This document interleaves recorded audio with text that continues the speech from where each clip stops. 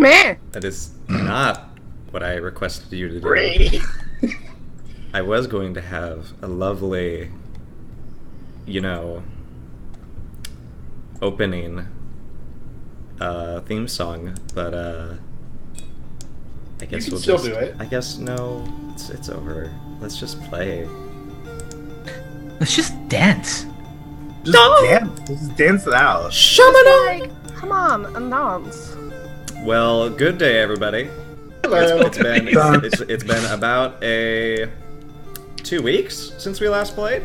I'm not perturbed though, because I put some good time into napping, because my horse groom job, oh my god, I had to I picked up 2 extra shifts, so that's 12 extra overtime hours. Yeah. I'm so pleased, and that's all a catacon money. So, Yes. Abby, Nice. get ready. Here's a possum, and you are watching our D&D 4th edition campaign it's called the Great Foray. the Great 4E Foray. I just want to know what its name's going to be next week. Next week, it's gonna be. I think the name I put out is totally valid. What'd you put out? Foreskin one? No, We all have skin. It's perfect. You're supposed to be better than this, Throck. I'm Anyway, sorry, I was baited. I couldn't help it. well, we are going. I am the masturbator. Yeah, I knew that was coming. After I said it, I was like, well, crap. Yeah. It has to be said. Yeah. Debatable. The further we go into this, the more viewers. Well, we first need to get the viewers in. I'm not viewer hungry though, because I love you guys and I love playing this because it's 4th edition campaign. 4E, that lovely beast that I never got to play back when it was a thing, and now I'm making it a thing because I'm so I look at the books and I'm like and my campaign and writing mind go crazy. So we are we're all of you guys are going to have 1,125 XP, I believe, at this point. Ooh. So Do that one more time. 1,125 XP. Boom. Hell yeah. Boom. And is. and that brings you guys up to level 2. That means you get a bunch of stuff like new feet and some new powers, utility powers, which are going to be useful however you want to use them. And I believe that's really all the housekeeping we have to do right now before we just jump into the game and start learning what happens next. Do you guys want to do a group, what is it called? Prologue? We found the wizard, and we split up the party, and it went really well for us. Yeah, Katja just ran around and murdered everything. We came in and there was this, what was he, an awesome NPC of yours. It was Olafinius. That's right. Yeah. Olafinius met us, and he's apparently a wolf boy. Good wolf boy. He made us wait around in a room for a little while, and then Katja was all like, "F this, I'm out," and then decided to leave and go kill everything. And then Steph tried to kill the other 3 of us, and we killed it. Yeah, she marched through so many traps to get to the Barkskin Sage, who seemed to be perturbed that he was being stabbed and garroted to death. And also, the reason you did this was because Carrick's aunt? Yes. She is one of the delegates, I believe, of the Canton... Oh gosh, where's my map? Oh, that's right. I don't have my map out because the program killed itself. Yalshire. Yalshire. God, thank you. So, Yalshire is one of those places where halflings live, and they're well known for their fortified structures, and they seem to have been doing deals with this Barkskin Sage, having him do various experiments and technological foundings to sort of give them an edge, because really the biggest thing on their side is their fortifications of their strongholds. I think Carrick was trying to like downplay the Canton's association with Barkskin Sage. Yeah. Like, I was telling the party that, yeah, we knew about the guy, we just didn't think he was going to start murdering people. Let's go kill him. Yeah. Stop asking questions. We'll get paid for it, too. And that's really how the session went, and they went. You were attacked by creatures that were also kind of like Ulfineus, sort of animalistic humanoids with slavering mouths, and you were also attacked by some sort of specter that appeared out of nowhere as the horde of starved and wild beasts surged from one section of the Barkskin Sage's tower. It was a pretty interesting fight. It was our first foray into the 4th edition combat, and I outright enjoyed myself. I'm sure you did. After learning how much damage that could be dealt out by an assassin, my lord. Lord Almighty. It's my job. And the rest of you did very good crowd control. I greatly enjoyed it. It is your job. Literally. Dude. I guess I'm so badass in this campaign, you guys. I can't. And now you're level 2. You're the mistress of murder. Mistress Masha. She'll garrote you a new one. I don't know. This one time, I saw Masha rip a man's esophagus out, and then she put it around his midsection and pulled so tight, divided him. It split him in half. Make sandwich out of him. Oh God. Oui. That is where we're going to pick up. It's been about like 16 hours since the Reeve of Nilm has been murdered, assassinated. Go ahead, guys. Let's roleplay. Let's start with. Do we want to start with Masha, or because you're at the top floor here? I'm at the top floor, Yeah. and I need to give the antidote to the poison to Ulfie? Ulfie! Yeah. He's sort of just like standing there, his arms at his sides, and he is poisoned. And the Barkskin Sage, this Eladrin, lies dead on this on the side of this door, and you step out from that room, which was his chambers, and Ulfineus is sort of just like observing the situation. He doesn't seem to be perturbed. Alfie's doing this? Thank you, Cyborg Pizza. Yes, he is. He's just sort of looking at this. His collar, as you recall, Masha let out this soft, rosy hum, and then it finished. That was it. And he just seems to be this butler puppy. Is just standing there, sort of like,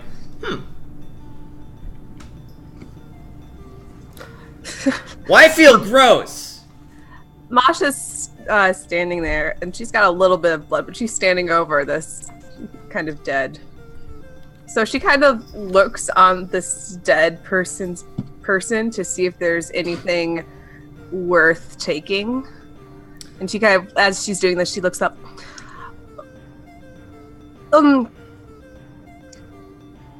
Are you feeling okay? No, I feel like throw up. I've got a cure for that if you want it. Sorry. Oh no, Sorry about it's that. fine.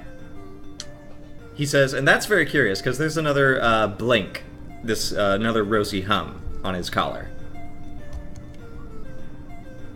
I feel like No, I really insist. I didn't want to hurt you. You really should take the antidote. Oh, all right. Is it a little vial? Yeah. He drinks it. And he's like, that also tastes like throw up. It'll make you feel less like throw up. I certainly hope so. And he waits for it to take part. You root through the Barkskin Sage's I guess body. He is carrying a staff, and he also has a wand at his hip. You also see that he has pretty fine robes. They're all bloody now. But other than that, you don't really see anything on his person. He seemed to be relaxing and doing some study work when you guys invaded. I take a wand and kind of pocket it. All right. And Ulfanace, what's up with the collar? The color? What? The collar. The collar. Are you asking Ulfie? Yes. Okay. He says, "Oh, this is mine. I wear it all the time. I'm not supposed to take it off." Did he tell you not to take it off? Yes. It makes me a very good butler. Do you like being a butler? I love it. It's possibly the greatest thing that's ever happened to me. It's also like the only thing that's happened to me. I like running around in the yard. I get to chase birds. That was fun too, but that was a long time ago. Now I'm a fancy boy. You are the most fancy boy. Well, thank you. I awfully appreciate that. Also, could you? I'm supposed to clean his room. Could you leave, please? His bed sheets are not made yet. And he sort of walks into the room and just sort of like tries to shoo you out. Wait, just one more question. Uh-huh. Do you want to try to take your collar off? It seems like it has a little spot, and A spot? It's dirty? I'm not supposed to be dirty! It's okay. I've got a cleaning cloth, and we'll just, before you make his bed, we can spot it, we can clean it off real quick, okay? That's a good idea. You have great initiative. And you do, because last session I think you had did you have 2 initiative? Let me double check. It's okay. No, I want to know. Masha had 24 initiative in the last combat. Oh, you do have good initiative. I always hate when my characters have good initiative, though, because I feel like my rolls could be better spent elsewhere, but... Alright. So you want to try to, take off the collar as under the guise of cleaning it? Yes. Make a bluff check. Against this canid curator. Do you like what I did there? Is there anything for us to be doing downstairs? Yeah, I'm gonna jump to you guys as she does this. What was that? That was a 16. 16? Yeah, that's okay. You are able to sort of under the guise of, I'm gonna clean it for you, you're able to sort of rub it. You notice that the collar is basically high-grade iron. And it has what looks like a very heavy latch on the front of it that's sort of tucked under his nice clothes. And the latch does not have a key or anything that seems to be capable of unlocking it. And the band also has inlaid in it lines of what looks like silver, possibly, in intricate patterns. And you also notice that there's a sort of like almost like a ruby gemstone inlaid that lets off a soft, rosy glow intermittently. Can I take out the wand and see if the ruby reacts to the wand or anything? Does not react. But you are not able to get this off from what you look for, because there's nothing to pick, and you can't slip it over his head. That's really all you can do. And he's like, thank you. That's very nice. Now, may I make the bet? And also attend to organizing his study. Where is the sage's body right now, by the way? It's literally lying in the doorway. Blood pooling on the floor. Okay. You guys downstairs, let's go down to you. You are... Oh. There's a mess. There's about I think there were 7 creatures wearing rags, slathering, mad, including, I think 3 of them were the corpses of the men who attacked you at the tavern. Only their features have changed as well. And you guys... To what? To more animalistic. Some of them have like more of like a bulldog face with these big, pinched small snouts and big jaws. And you also see. You see what now? I'm sorry. Welcome to the party. Just raided, and it made this beautiful sound. Thank you, friends. I appreciate it. And welcome. The rest of them, all of the rest of them that aren't these men are skinny. You can see their bones jutting out, but they have these long claws, sharp filed teeth. Some of them even have tails, but the rest of them you see just have like very mixed animal appearances. Not all of them are the same. Because Ulfie had like very nice combed hair and lots of cute little fuzz, peach fuzz, that just sort of littered down the sides of his cheeks. But these creatures are they're crazy looking. Huh. But all of you are aware that the combat is over. The specter has been dispelled, and you're free to explore as you see fit. Did we know that Katya had gone upstairs, or did she do that without us even realizing? I think you guys knew. You did, because you distracted Ulfie long enough so that she could be like. We knew that she went somewhere, and then shit went to hell. So absolutely. I'm pretty sure from that we can guess what happened.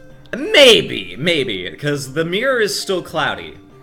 By the way, Katya, or Masha, you see that there's a mirror in this room that is cloudy at the moment. But you know this is how it can attract the downstairs. Is Carrick still dead? No, You can, after combat you can spend a healing surge, or you get a medicine check to come back up. Yeah, I did it at the end last time. Yeah, that's true.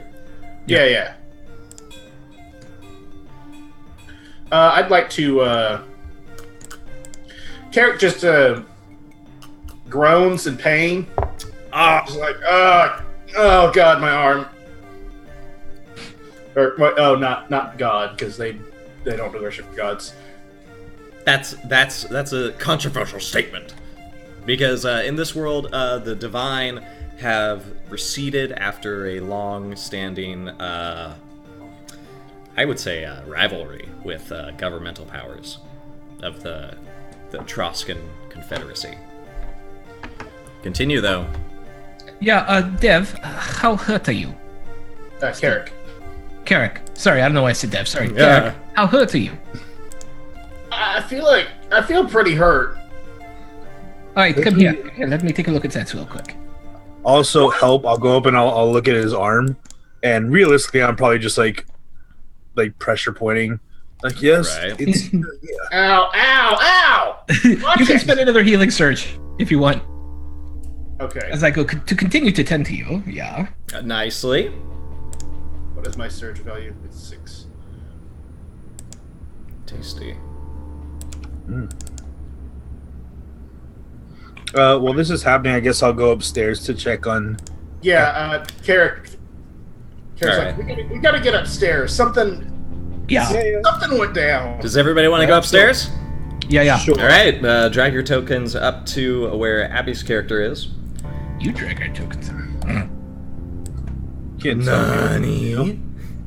Nani? And you go to the second floor. You see signs that she activated a few traps, most certainly.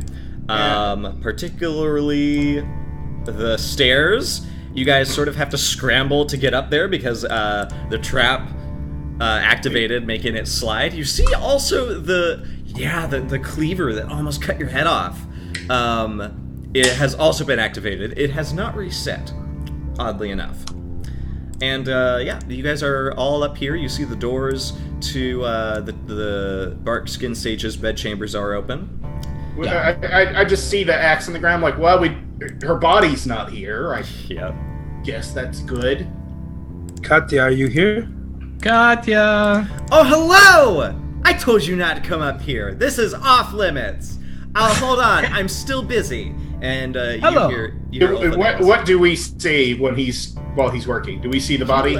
You depending on which side of the door you come through, you either see Ulfineus quietly making a bed, fluffing pillows, pulling back and pulling on draperies, or you see the dead body of the Barkskin Sage in a ladrin, bleeding profusely on the floor, dead, like deceased, like fucking messed up. Oh, so Katya, I see you've done some work here, yeah? You also might be muted. Probably. He cast a silent spell. Whoa! So Katya kind of pokes her head out from around the... Oh!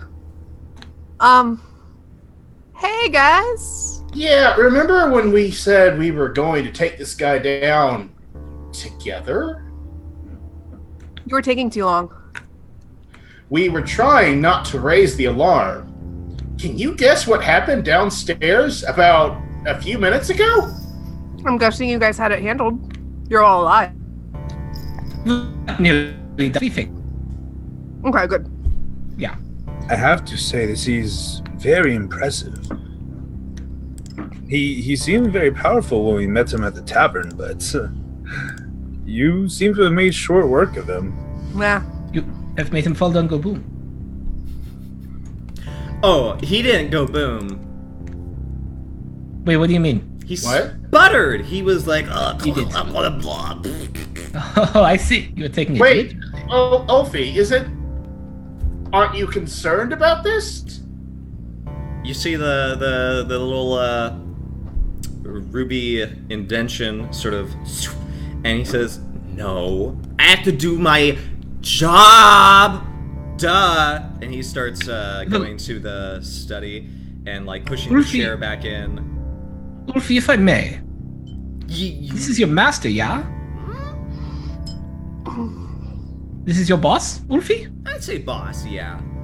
Yeah, so if he is no longer in the land of the living, why are you still doing stuff for him? Because that's what I was made for, duh. Like, I'm not gonna call him my dad, and I'm not gonna call him, like, master, I don't think, because I don't know how, I don't think that's exactly, no, I think, no, because I have a dad and mom.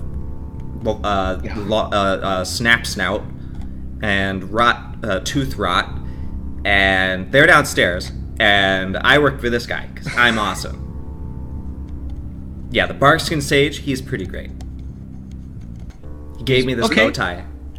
Hold on one second. I want to try something. Okay. Carrick walks over to the body. Okay. Ulfie. Yes. Carrick points to the body. Who's this? That's the Barkskin Sage. And what's he doing right now? He's lying down, bleeding, not moving. And what does that tell you? He's probably dead. And how do you feel about that? I need to go out to the water pump because I gotta wash that blood out. And you see the pendant once again get off a rosy glow. Carrick nods like, okay, Collar's doing something to him. Yeah. I'll tell you what. I can help you with this mess. But can I see that collar first? If you don't mind me just taking a look at it. Why are you so... Here, and I'll cast... She already cleaned it! No, the blood? No. She already cleaned my collar. No, I just want to look at fine. it. It's a very nice color, Elfie. I keep myself. My appearance is of the utmost quality. Right. Well, I'm well groomed. And we want to look at your collar because of how nice it is. Well, fine, just look at it. Yeah. Just hold still while he looks at it. And then I would like to roll Arcana to see if I can make heads or tails of it. Go ahead. That was a dog joke, because heads or tails. Yeah. Carrick's just gonna poke his head around Throck, or no, not yeah. Oh, that was Dormy. real bad. I rolled a 2 or something? I rolled real low. Damn, son. So, this collar is firmly secured on his neck, and it is faceted with basically a persistent charm person spell. Does it look like there's any kind of, like, keyhole mechanism or anything like that? There are no keyholes. There are no locks that could snap into place. It seems that once this was put on, it was never meant to be taken off. It was fastened permanently.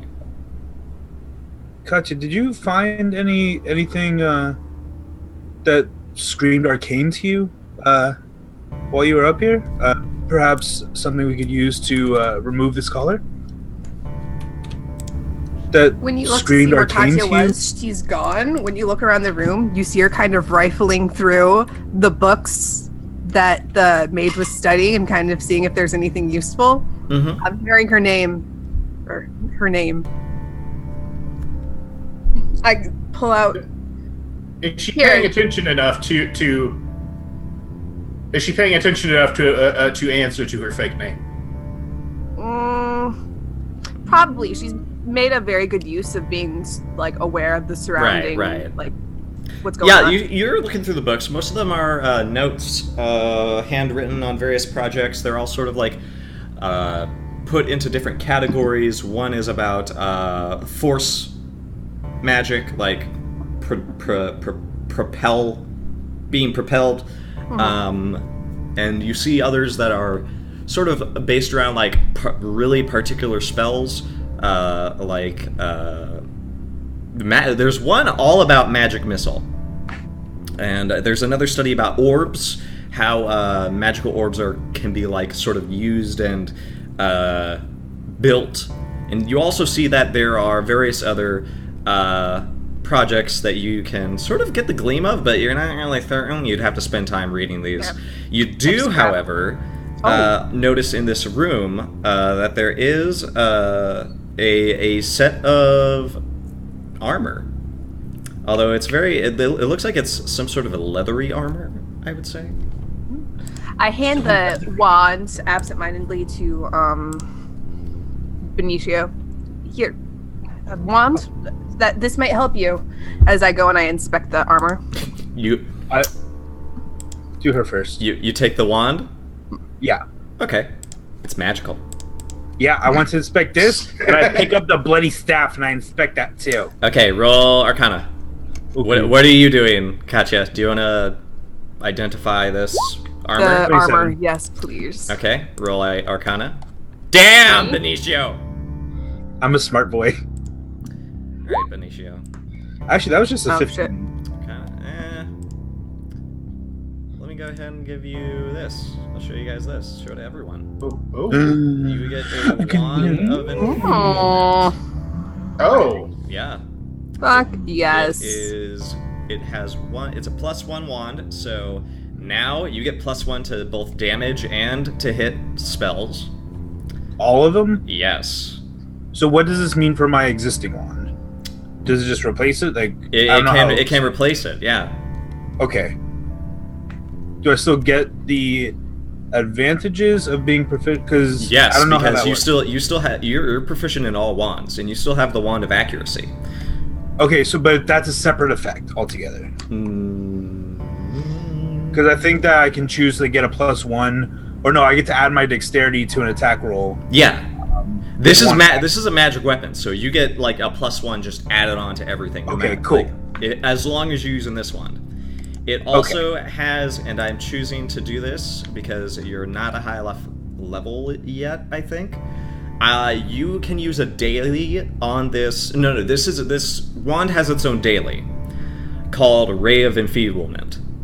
Basically, it's a spell that, as you can see, it does 1d10 of intelligence modifier, and the target is weakened until the end of your next turn. So this is yours now. And is it 1d10 and then also a +1 because it's a +1 wand? Yes, it is also a +1 wand. Awesome. Yeah. The staff, however, is not magical. It is merely a focus.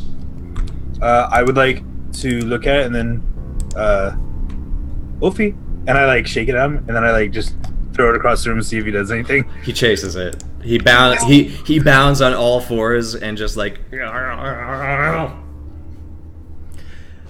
I just smile and I. The armor, you notice, Katya, has right up here. It's a leather armor, very fine. It has up here what looks like a patch of tree bark. That's really all you can notice about it. It's got like it's like somebody cut off like a knob from a tree trunk and just stuck it right there. Gang, I'm guessing this has something to do with magic. Eric walks over to it and it's a armor set, you said? Yes. Leather. Carrick is going to. Where is it? There it is. God, dude. All right, Carrick. This is barkskin armor. Guess what? Hmm. You can. It's basically a +1 armor, so you get +1 to your AC. It's magical, and when you activate the knob of wood sort of stuck on it, it will grow over the leather armor. Yeah. So you have to suck on the wood? No, you have to rub the knob. Yes. Correct. And tree bark will spread across your person, and you get +2 bonus to AC until the end of the encounter. What's my armor proficiency? You're probably... I don't know. What's your character class? It's cloth. Cloth? Yeah. Too bad. Oh, wait. It doesn't say it's... it's hide and scale, so it's a hide armor. My bad. Is it hide and scale or hide or scale? Hide or scale. Okay. I can't do either. Because I'm a wizard. I am currently wearing scale mail. Do you? So here's what I think this means. You can take off this knob, and you can just kind of... and then put it on a piece of armor. That's how I'm going to run this. That works. That's cool I love as fuck. that. That's cool as fuck. All right, so that makes it +1 scale mail that I can also once an encounter. Is that right? Or once a daily. It's a daily, Okay. and it lasts the entire encounter. It takes a minor action, though, to activate. Okay. Here's the thing, though. That +2 bonus, each time it hits, it gets reduced by 1. So each time you get hit, it might reduce it to 1. Oh, okay. And then as you guys level up... for the encounter. Yeah, and the great thing about magic weapons and everything in 4th edition is that they level up with you. Ooh. Oh, so like they gain extra benefits the higher level you are. They sort of like resonate with your magical... they resonate with the soul. That is awesome. Yes. All right, so you want that? You can make sure you add all that stuff to it. Yes, please. Yeah, I'm doing it right now. Do you put it like on your belly or like on your belly button so like it goes, or do you want it to be like on your back? I think I put it on a nipple. On a nipple? Oh. I think I put it on a nipple, and I just I rub my nipple, and then I get bark skin. Okay. Yeah. All right. This is my favorite. Very well. Yeah, I think I put it on the nipple. Why do I have this fucking dark music while we're talking about? I rub my nipple armor. This is what. This is where I rub the nipple. See, this is where you rub the nipple, and then the bark skin goes over your whole body. It is very helpful. Yes. So you rub yourself and you get hard? Yes. That is perfectly what happens. Sure thing. There's also we're just all standing around cracking jokes about over this dead body. There's a little coat rack nearby that has a cloak on it. Okay. Oh yeah, just. Does anybody want to look at that? Go and look at the cloak. The cloak. Do you identify it with Arcana? Carrick, you're the Arcana person. I am the Arcana person. This will be fun. So, Carrick is gonna identify this, hopefully. 11. That's pretty much all I need because it's a level 2 item. This is a Cloak of Resistance. It is a Crimson Hand cloak that if you activate it with its daily, you get 5 resistance to all damage until the start of your next turn. It also adds +1 to your AC. Oh wait, no, it adds +1 to Fortitude, Reflex, and Will. Nice. So it does not affect AC, okay? Okay. So, anybody can wear that. Carrick is looking the cloak over. Yeah, it's just a normal cloak. He throws it on. I'm gonna, but it fits me. Funny. When you say that, when you make a big deal of it, I look over and I inspect that cloak because you Arcana. Or you can bluff check. Hunter, do a bluff check for Carrick. And everybody. That's a good bluff. That's a good bluff. Listen, guys. Nah, I don't. Listen, guys. Sure. It's probably magical, but honestly, it's just a really dank-looking cloak. That's so dank. Yeah. So dank. And yeah, Ulfanaeus is just like, ah. And he comes over to you, Carrick, and he's like, "What do you think you're doing?" I'm trying on this cloak that your master gave me. And he sort of like reaches over and sort of like, and you see it's a little dusty, and he's like, "I was supposed to clean that first." Oh, well, thank you. And he walks over and he gets this little rod, and he starts like beating the side of it, and just sort of like smoothing it over, and like he gets like this little brush and starts brushing over the fabric, trying to make sure it's like there's no hairs on it. Someone needs to figure out a way to get that collar off that poor dog. Carrick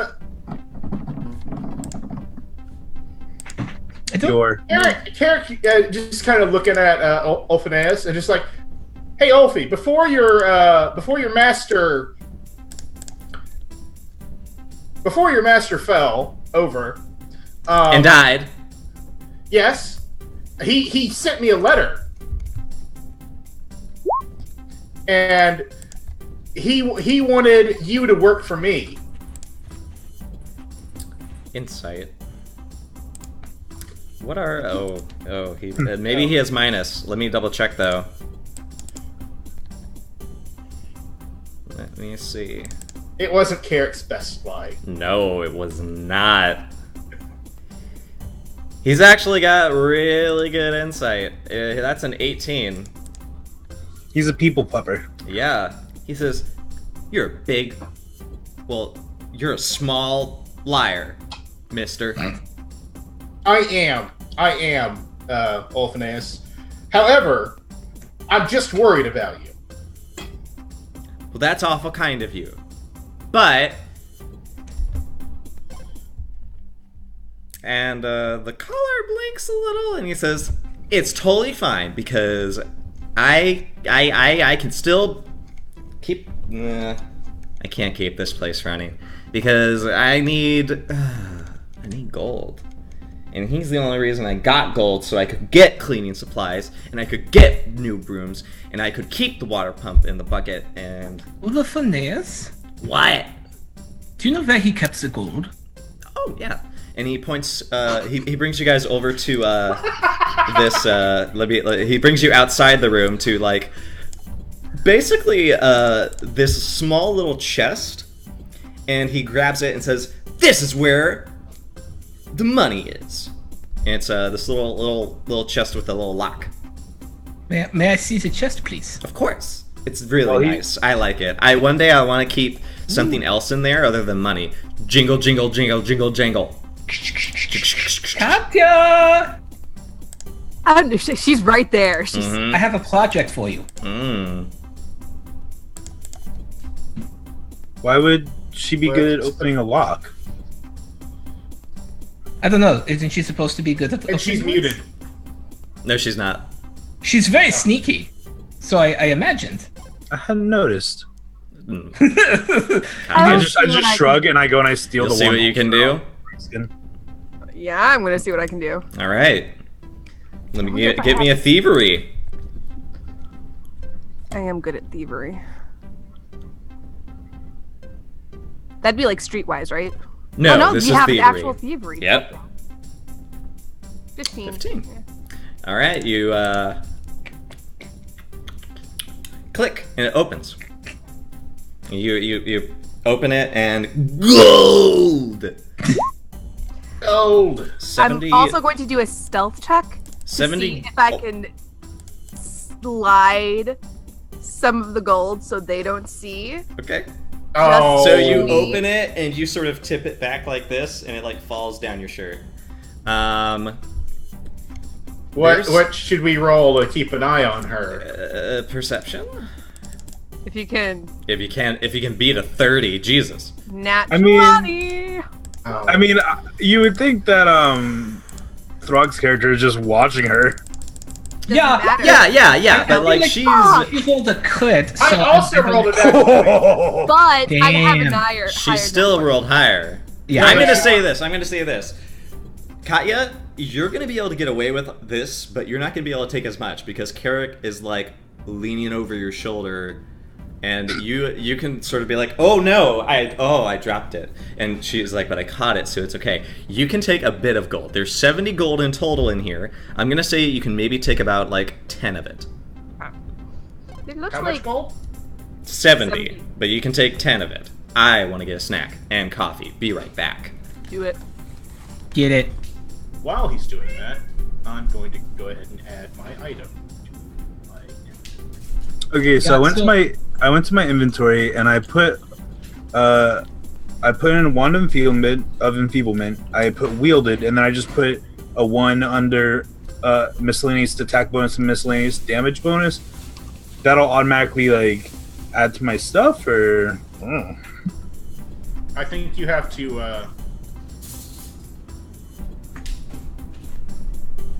I think you have to like code it in somehow. Also, 4 is gone. We should. Hi. Never mind. Willkommen. So, how much was in there? Carrick is just peeking over her shoulder. It looks about 60 gold. 60. Well, should we just split it as even as we can? Sounds about right. Excellent. Well, that's just great. How am I supposed to get kibble for my family and all the other unassociated creatures down in the pennant? Well, you would get an equal share of the gold. You've been working hard. I have been no. working hard, but Carrick turns to Ulfineus. Well, I come from good family. I could pay you if you work for me. really, And then that way you can get food for everyone and yourself. That's a good point. Okay. You're able to leave here, right? Oh, absolutely. As long as he doesn't tell me to, and I don't think he can, because well, his dad. That's all right. But yes, I can totally leave here and work for money. That sounds like a good plan. I think. So, I'm not sure. before we do- Is this a good plan? Olafines. Yes, I am Ulfineus. And I love saying your name out loud, by the way. But you can call me Ulfi if you want. But I'm a butler, so you should probably go Ulfineus so I sound official. Excellent. So, your color. Two questions. First, question A. Your It's clean. color. That's very good. Why does it occasionally blink? Because it's magic. Does something happen to you when it blinks?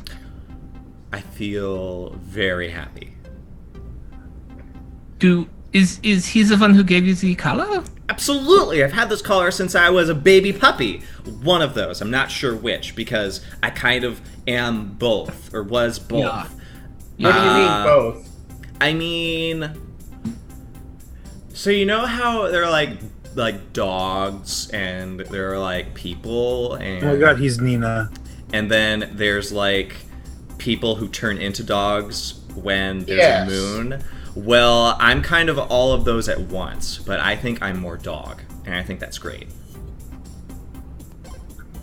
Okay, so I'm the best one out of all of them. He told me that. I'm like the smartest. And you should be very proud of Phineas. I am. You said Celestia family was here and you were needing to feed people. Yes, I feed them so that he doesn't have to deal with them, because they get awful snappy when he's down there. Do you know where they are? They're in the kennels. Can you show us to them? Yes, but we might need to go cautiously, because he pulled that lever right there. And you guys notice that this big center structure in the room has basically a complex set of levers and pulleys. And he says that probably opened them when he pulled it and activated all the traps. So they're probably closed. But now that things have calmed down, I think they return to their kennels as they are instructed by their own personal collars. I don't sleep in a kennel, so I don't have to follow that particular rule. And he pulls the lever and he says, there, now the kennel should be closed. So I think we have some bad news for you. What's that? The kennel's opened and everyone fell over. They fell over, they tripped. Yeah, they hit their heads really hard. Bluff check. God. I was just gonna say they died. I'm glad that but that's my charisma 8 talking. So yeah, he got an 11. Oh God, you guys! I had nothing to do with this. He nods and he frowns and he sort of crosses his arms and says, "Well, I guess they couldn't be perfect forever, and they really were only perfect after he successfully blended them together." Because we're in the castle of Dr. Moreau. Yes, you are. So I guess. So Carrot keeps the lie going. So he goes. So I guess you don't have to feed everyone else, just yourself. Well, does that mean I can have whatever I want? Like, I need to eat, of course, but can I eat with style? Like, you can do whatever you'd like with style. I want whipped cream. If you come back to town with us, we can probably get you some whipped cream. That's great. I'm not supposed to take charity from strangers. I have to pay for it myself. That's one rule that I have to follow, okay? Okay. Okay. So you're gonna do some stuff for us and we'll pay you. And then you can buy your own food.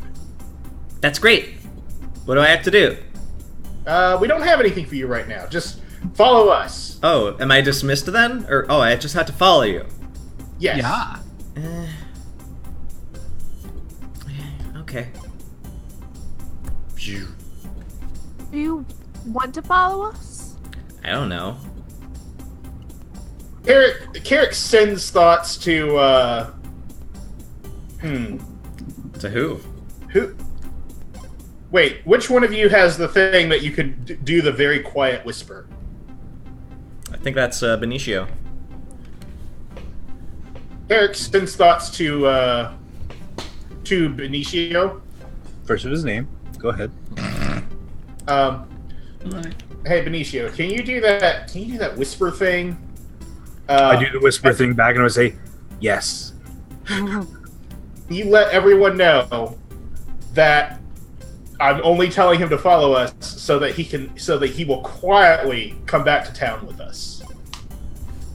I don't know what's going to happen when we get that collar off, but I don't want to be here when we do. That might be bad. I will say back to you, I don't know if we can get the collar off. I took a look at it and it doesn't seem like it was designed to come apart once it had been attached. I'd be afraid. I would be very afraid to see what happens if you tried forcefully removing it. Well, we probably don't have the tool. probably don't have the tools to take it off here. But if we can get it off, I'd rather he not be around the bodies of his dead family when it happens, because it seems to be keeping him unaware of that.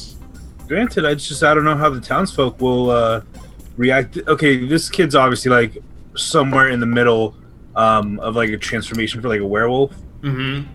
Yeah, I don't know how the townsfolk would feel about a werewolf one way or the other. We will have to tell the government about that. You let me worry about that.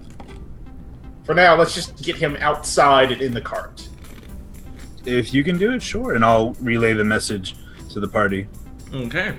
Also, I would like to look at all the books because I'm a smart wizard boy who likes to read. I have All right. already taken all of the handwritten notes and stuff from his study, anything that I can find useful, and then I'm going to, eventually when we're going down, I want to check the room with the big hanging, I think it was one floor below us. Yep, that was the lab. This is more of Yep. a study. All right. I'm going to just tell you guys this. You are going to be able to find notes and really complex experimental hypotheses and math, as well as chemical shenanigans and magical arcane shenanigans, that list out 3 really impressive projects. One is the reappropriation of Fatalities Project, which, if you glance through that, is basically what has been happening with Ulfineus and his family. Yes, definitely want that. Yeah, that one detailed What was that called again? the reappropriation of Fatalities. Okay. And that lists out the procedures, failed and successful, that essentially are able to blend a living creature with a dead one enough to the point where there is a useful consciousness that, and like sentience possibly, that can be coordinated and used in mass cases. He has not reached the opportune moment to basically create a mass magical arcane. It's not exactly necromancy. It seems to be more of like a blending of both soul, spirit, and body. Between what he basically has been doing is taking dead bodies of like humans and halflings and basically fusing them with living animals. Like necroalchemy. Yes, but there's one particular ingredient that is very important. He requires lycanthrope blood. Lycanthropic. Is there anything- is he there requires lycanthropic regents for this process. I just collect that is all the the key. books and I'll do a quick ritual to make a floating disc. That way I can just take all the books with us. I love Tensor's floating disc! Now, I don't know how it works because like there's like cost stuff to it. I don't know how all that works. I hate that. I hate cost. Let's just say you do it as a ritual. For like Okay, sure. the big rituals, yeah, those are the ones I'll probably be like, I don't think so. But Is there this anything fun. written down specifically about Ulfineus? Yes, there is. He has his own dedicated folder. Ulfineus is the first of many attempts that have succeeded in granting an individual complete and total sentience, albeit very, very inferior to, as he calls it, a natural specimen. He is also one of the only ones that is able to adapt to the collar which is another project that you can read about, that I'll tell you about after this, that basically leaves him both sane and not feral. He basically confirms that Elphaneus is basically a dead child that has been blended with some sort of puppy. Quite literally. I would take some time, whether it's now or like on the ride back, to read the notes on the collar and their implementation into these other rituals. His intent now is you actually see notes on Ulphaneus is that he's trying to find ways that he can maybe use this to make basically servants that he can sell that are completely obedient and appropriated into noble culture. Basically very high not high maintenance, but like very low maintenance, high capacity and highly skilled servants. That was basically he's the prototype for. Wolfie, were there any other butlers while you were here before you, or were you the only butler? Oh heck no, I'm the only butler. You know, it's probably good. You're very good. There's probably none other that could fill your shoes. Is he wearing shoes, by the way? He is not. He has very fine ankle wrappings around his very poofy pants, and he does have like little animal feet, person feet. Oh man, what can I do with like his leg wrappings and his master's feet? Not his feet, the shoes, to like make the shoes fit him in like some way. Prestidigitation? I don't know. He could be wearing. I don't know, dude. Or did the bright skinned sage have like some comfy like bunny slippers by his bed or something that like? Sure. Trust me, I'll do whatever it takes for it. Give the boy shoes. All right, we're going on an adventure. All right. I'll say sure. You can put him in like a spare pair of shoes, but they're a little bit. He'll do that dog thing where he goes wherever he walks. But he looks fancy as heck. He looks fancy, yes. He looks fancier. See? You fill those shoes very well. I guess. Thanks. The collars. Really quick. The collars. They are another commissioned experiment that are successful. They bond to the user. They're inlined with silver ley lines into the collar, and they arc magic through a gemstone. And the particular gemstone will enforce a certain enchantment of emotion. Apparently, this ruby charms. After reading that, sorry. No, you go ahead. No, you go ahead. You started first. All right. So earlier we saw he had this the collar on, and when we were like about to be found out before alarms went out, it flared and he got very angry looking.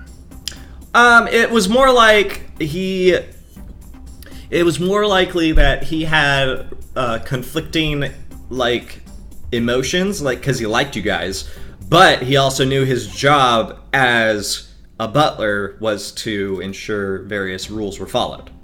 So in certain I think it's more like he's like it's to ensure loyalty. Like he is meant to be loyal to a fault. Okay. Commissioned it by who? Oh, it's very clear who commissioned it. Yalshire. Specifically, is there any way Carrot can like? The Office of the Reeve commissioned this. I will tell that to. I'll ask Carrick. Do you know what the Office of the Reeve is? I'm not familiar with that position in. Carrick just groans. He's just like, I really wish you didn't see that. Fuck. I'm sorry. It's on the notes. The Reeve. Fuck. Okay, my aunt told me to try and keep this quiet. Wait, your aunt? Hold on. What do you mean your aunt? Oh, God damn it! My aunt's the goddamn delegate. Oh. Well, I believe the dog is out of the bag now. The dog, Collar is off the puppy, one might say. Well, that sucks for you. Y'allshire's getting worried about its technological standing against the other candies. Okay, my aunt told me that they were working with this guy to try and develop some new technologies, and they were content to just have that be the working relationship until he started fucking kidnapping bodies from a tavern. When that happened, they're like, no, we can't have this, and put out the bounty on him that we're going to be collecting. so in the middle of that, you can see Benicio's eyes just kind of like glaze over as he ponders if it's really kidnapping, if they're not alive, if it's kidnapping or thievery, or just a public cleanup service. Now, to be certain, the I forget what I call it, the fucking what is it? The redistribution of death. Of fatalities. The redistribution of fatalities was made basically with bodies he was allowed to take. Like he was able to like acquire like local donated stuff. They probably didn't know that their bodies were being donated to this type of science, but that's what it is. And he was like, they're not fresh enough. I need fresher bodies. So he took matters into his own hands instead of following this protocol. This is necromancy. Yalshire has engaged in necromancy. I don't look. An aberration. It is unacceptable. There's also notes that to save cost and time, invoking particular divine ordinances of Orcus, this could be done very quickly and appropriately. Sorry, what? And he's worshipping Orcus. Okay, look, I don't know how much about how much the government knew about this guy, just that they were working with him. Okay? I would like to insight check Carrick. I was thinking about doing that as well. We can both do it. Yeah, I do have a passive insight of 18 though. Oh, my passive insight's 16, but I don't know if that counts or not. Carrick, are you trying to bluff? No, I'm honestly not. Yeah. Carrick didn't know about this guy until earlier today. This guy seems flustered. He seems to be, one, frustrated because he also didn't want this. But look, my aunt doesn't tell me jack shit. I believe you. It's okay. There's no need to be angry. You clearly were not informed of what was going on here until it was far too late for you to have stepped in. We just need to perform a full search of this place, not only for additional necromantic magics, but for any relics of Orcus. Remember, we've already found one. We can't... Orcus is an extremely evil deity. Harnessing his power will lead to untold chaos. If there are more experiments here, we must find them. We could check beyond the kennels. I think there might have been more to the first floor. While all of this was going on, can Katya have gone downstairs to the lab and started looking around? Sure. Okay. What are you doing? I just pocket anything that looks important. You know. Yeah. How many pockets do you have? You guys have exhausted this room up here. Downstairs is the lab. This is like the real stuff. Carrick just goes down Carrick tells Ulfideus to go with the other guys. Okay. And point out anything important to them. All right. Well.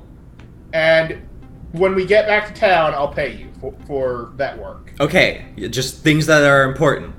Yes. All right. Let's go. By the way, did we split up the money from earlier?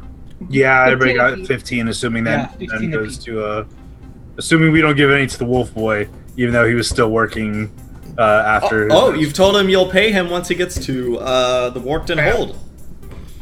Yep. All right, and he goes down into the lab and he says, "These are the stairs. These stairs are the transitionary structure leading us from the top floor to this floor. They're very important. This is the center structure of the trap mechanisms that keep this key. Carrot pokes his head in. Ulfi! Yes? Research! Everything. Tell them about everything your master was working on. The research. Okay. This is science. Just Alfie, thank you so much for your help. You have shown us the wonderful stairs that show us how to get to one place from another. I know, right? It's amazing. You can go higher without falling. You are such a good butler. You're just the best butler for showing us stuff. Thank you. Carrick is just so frustrated. He gets very sheepish. I use ghost sound to Carrick. I'm like, my friend, what did you really expect? I almost want to like start rubbing him behind his ears, just like. Oh, he has these big, wonderful puppy ears. It's wonderful. They're floppy and all that. This room is full of some experiments. There's no bodies here. This is more a place of chemical and meditative research. There aren't as many notes because volatile things could happen on this floor. Go ahead and make an Arcana check. I'm not very good at Arcana, but I'll try anyway. Or perception. Oh shit, I can definitely. Because I think perception is useful in this instance. Yeah, I'd like to make an Arcana check looking at all of this as well. We're not there yet. We're not? Oh, my bad. She had gone downstairs to get So stuff behind you her see back. that there is an alchemical set that takes up a good portion of this room, and there are several potions, finished ones and ones that are in progress. 2 shelves basically dedicated to those 2. There are a lot that are in progress currently, and there are several that are finished. But the 3 of them are in particular noticeable to you. You know that there are 3 healing potions here. And I'll go ahead. I get the 3 healing potions. Yeah. So potions of healing. Voila. Cool. And do I notice any poisons? Because I know about poisons. I think you'd be able to refill your poisons. Okay, cool. Yeah. Healing. And then other than that, looking at the science stuff, if there's nothing else that I can kind of get from the various potions, if I remember correctly, there was a huge gem thing hanging from the ceiling or in the middle of the room. It is hanging there. It is dim. Does it just look like a light, or does it look like something important? It just looks like it's affixed to the.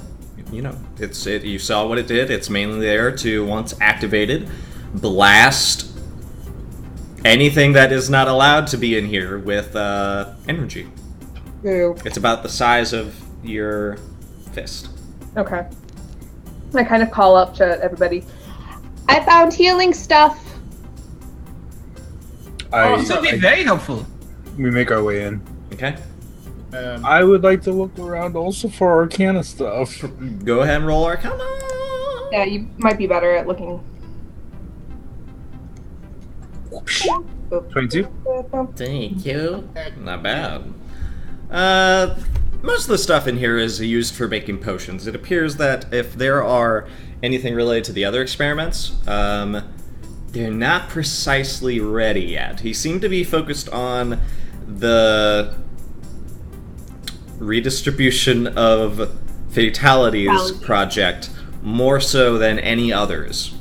I would like. Sorry, go ahead. He does, however, have what is it? I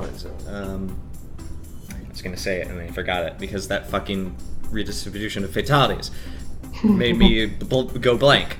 What is it? I don't know. I don't know either.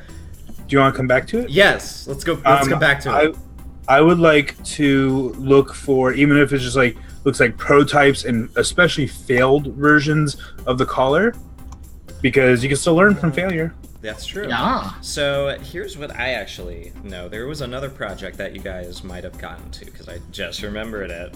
Science. The collar project seems to be completed. There does not appear to be any anything related to that, you see that there are currently a little work table set up away from the alchemical stuff. And you see there are currently orbs. Lots of orbs there. And most of them are inert in terms of magic. And from the notes, and from what you can gather with your Arcana check, these are artillery shells, it looks like. Magical. The ones that are inert, can I tell if they were inert because they hadn't been imbued with magic yet, or because they've gone, like, stale? Most of them have basically been inert because no magic has been infused with their structure. And you can understand that's because he's trying to figure out what sort of combination and what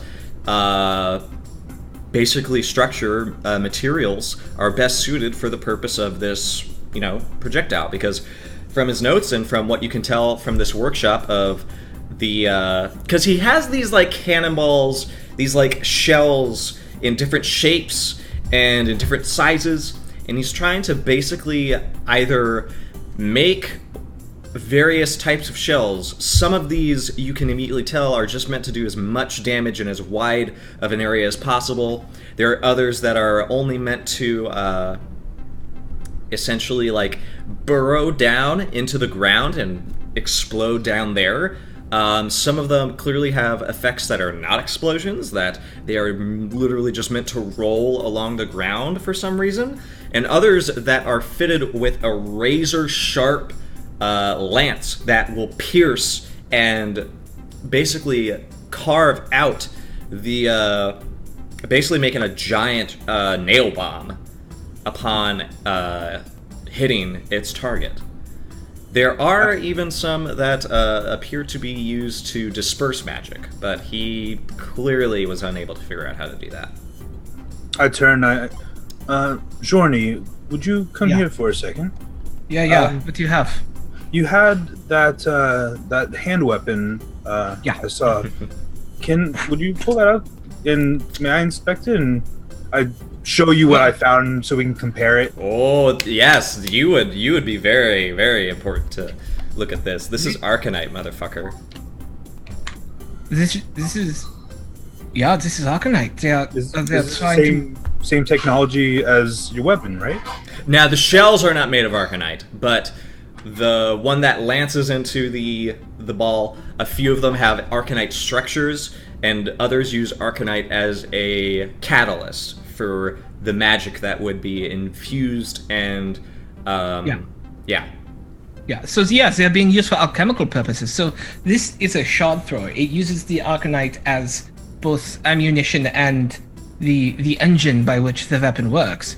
These are used more like a very expensive bomb to be shot out of cannon or like mortars. When you say bomb, mortars. I'm like, I interrupt when you say bomb. Is it safe? It seems stable, but is it okay to transport? We can take it with us if you'd like it. I don't think. I would love to study them more. Yes, I would. I'm very interested to see what sorts of technologies they've been working on here. Right. And if there are any notes about these somewhat that I could find, that would be.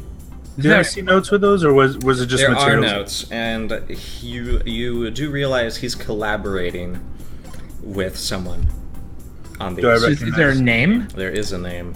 The name is Torqurin, and they are a Dragonborn. Does that sound like a name familiar to my destination? No. The cannonball things. Yes. Yeah. Do the notes say that he's making these for Yalshire, or is this for someone else?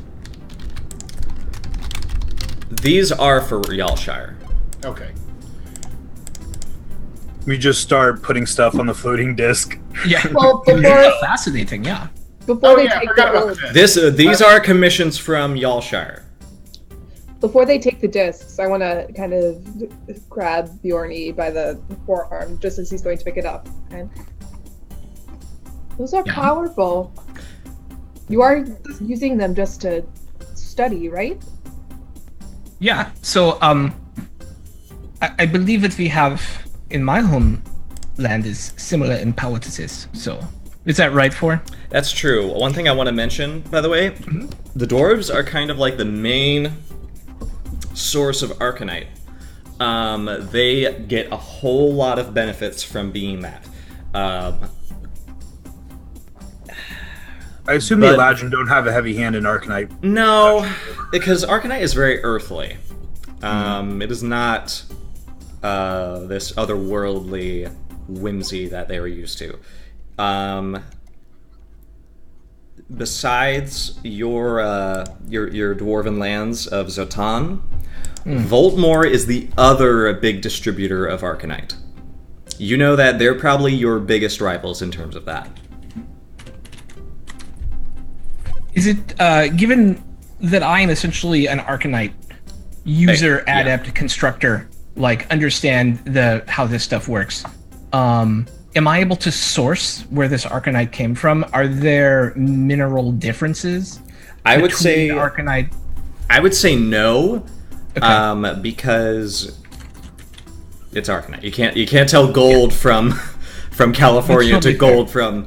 But I would say that you would imagine if this Dragonborn is cooperating and sort of noted in these notes, it's probably the source of the Arcanite. His job is probably to make sure that he gets the Arcanite to the Barkskin Sage.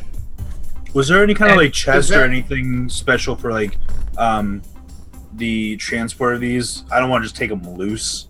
I don't know if there'd be. I'm gonna go ahead and say there is a chest that has slots for them. It's sort of like a heavy chest that will allow very, very like gentle transport. You know what I imagine when you say that is in Harry Potter where he's learning about Quidditch. Exactly. That's exactly it. That's exactly it. I would imagine these are about this big, yeah? They're about this size? They're not like... The shells are probably like, brr, and the cannons are like, yeah, they're cannonball sized. Yeah. Some of them, yeah. So we do have a crate to put them in? Yes, you do. Okay. go, I'm sorry. Carrot turns to Alphaeus. Alfie, can you help us load these up? Absolutely. I take inventory of them as we do so, just to make sure I know. I meant for him to like load the shells into the crates. Hold on. Oh no! Oh! He drops it, explodes, we all He die. drops it, and it lands with a heavy thunk. What did he pick up? One of the shells or the whole box? He picked up one of the shells. It's okay. Alfie, I will help you. That looks rather heavy. Here. Actually, Alfie, can you help me? I don't think I'm strong enough to pick these up by myself. I kind of take one hand of the shell. Of course. Thank you. I'm sorry. No, it's cool. I just need some help because I'm not strong enough. So he kind of helps a little bit. You're gonna be able to get 7 of these loaded up. Okay. You can get 3 shells and 4 cannonballs. Okay. 3 shells. I'll let you worry about One this. of the shells he dropped. And did it break? You don't know. So unless acted upon by an appropriate force, they should not break. But I don't know how well these are constructed until I have more time with them. They are they are either prototypes or working models. So it is interesting to me that the Dragon Ball. What was the other place that you said Arcanite came from? I didn't get it in my notes. Zotan. For the Dragonborns. No, Zotan I know. Oh yes. Voltshire. Voltmore. Which is so it appears just by the circumstantial evidence that he has been acquiring the Arcanite from Voltmore and the Dragonborns. Which is worrisome as we are supposed to be allied with the Alshire, and therefore if they were to source the Arcanite, it should come from us. I'm not expressly worried about the shells themselves because they have a military use, and they, if they work, they would be good at that military use. It's possible they didn't know where he was getting the stuff from. It's either that, or they didn't want to involve the dwarves of Zatan in this project. Racist. That was more Carrot trying to like, please don't let my aunt be evil. Ain't that just the way? Yeah. Yeah, so I'm not inherently worried about the technology. This is not necromancy. This is science.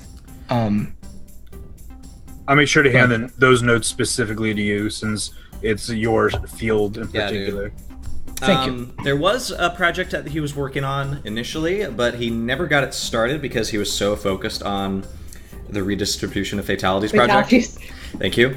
I got it now. I got it. He was working on a long-range shard slinger of up to 150 feet, but unfortunately, he wasn't able to get to it. I must have these notes. You have a very flimsy blueprint. That's okay.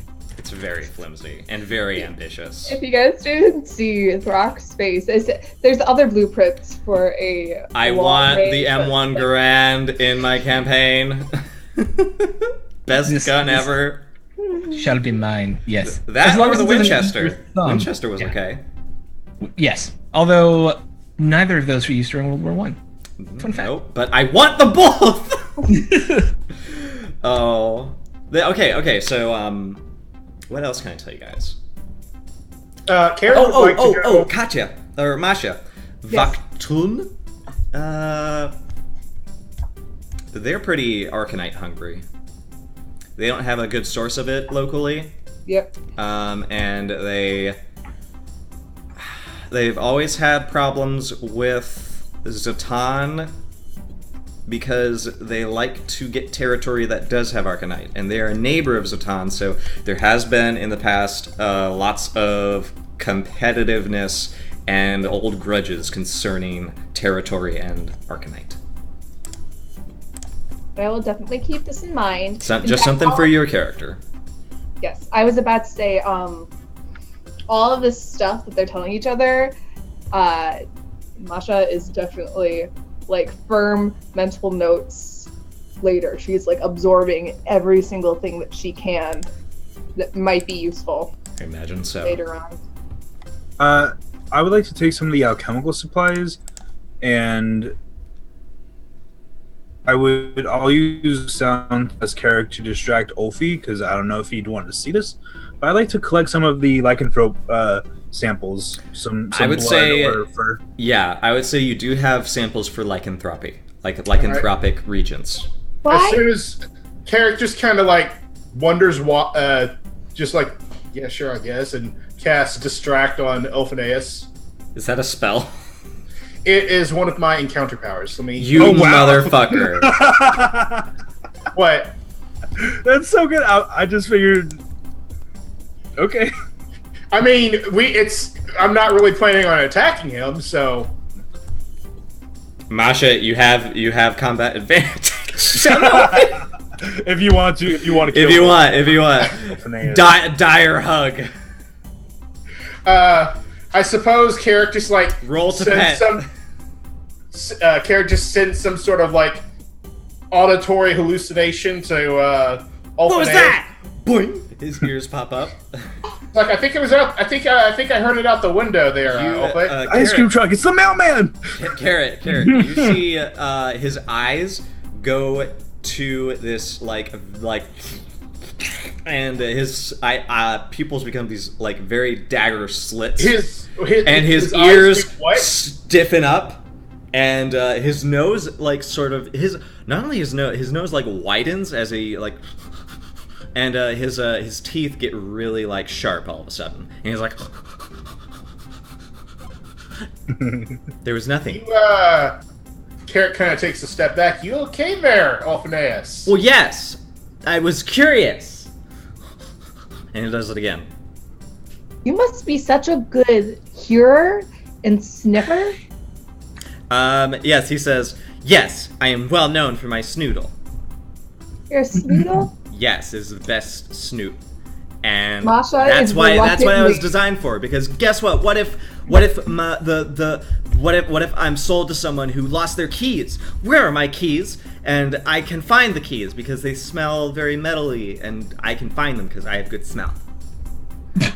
Sasha is very reluctantly, but very surely, just slowly being like, "Oh, Phineas." Hearing that from the other room, because I'm not that far away. No, you aren't. I use prestidigitation to remove any odor of like the lycanthrope regions from the samples I took. Now he doesn't smell it on me. Okay. Just because I don't know if he'd be okay with that or not. Yeah, he doesn't notice. He's distracted. And then I'll just come back.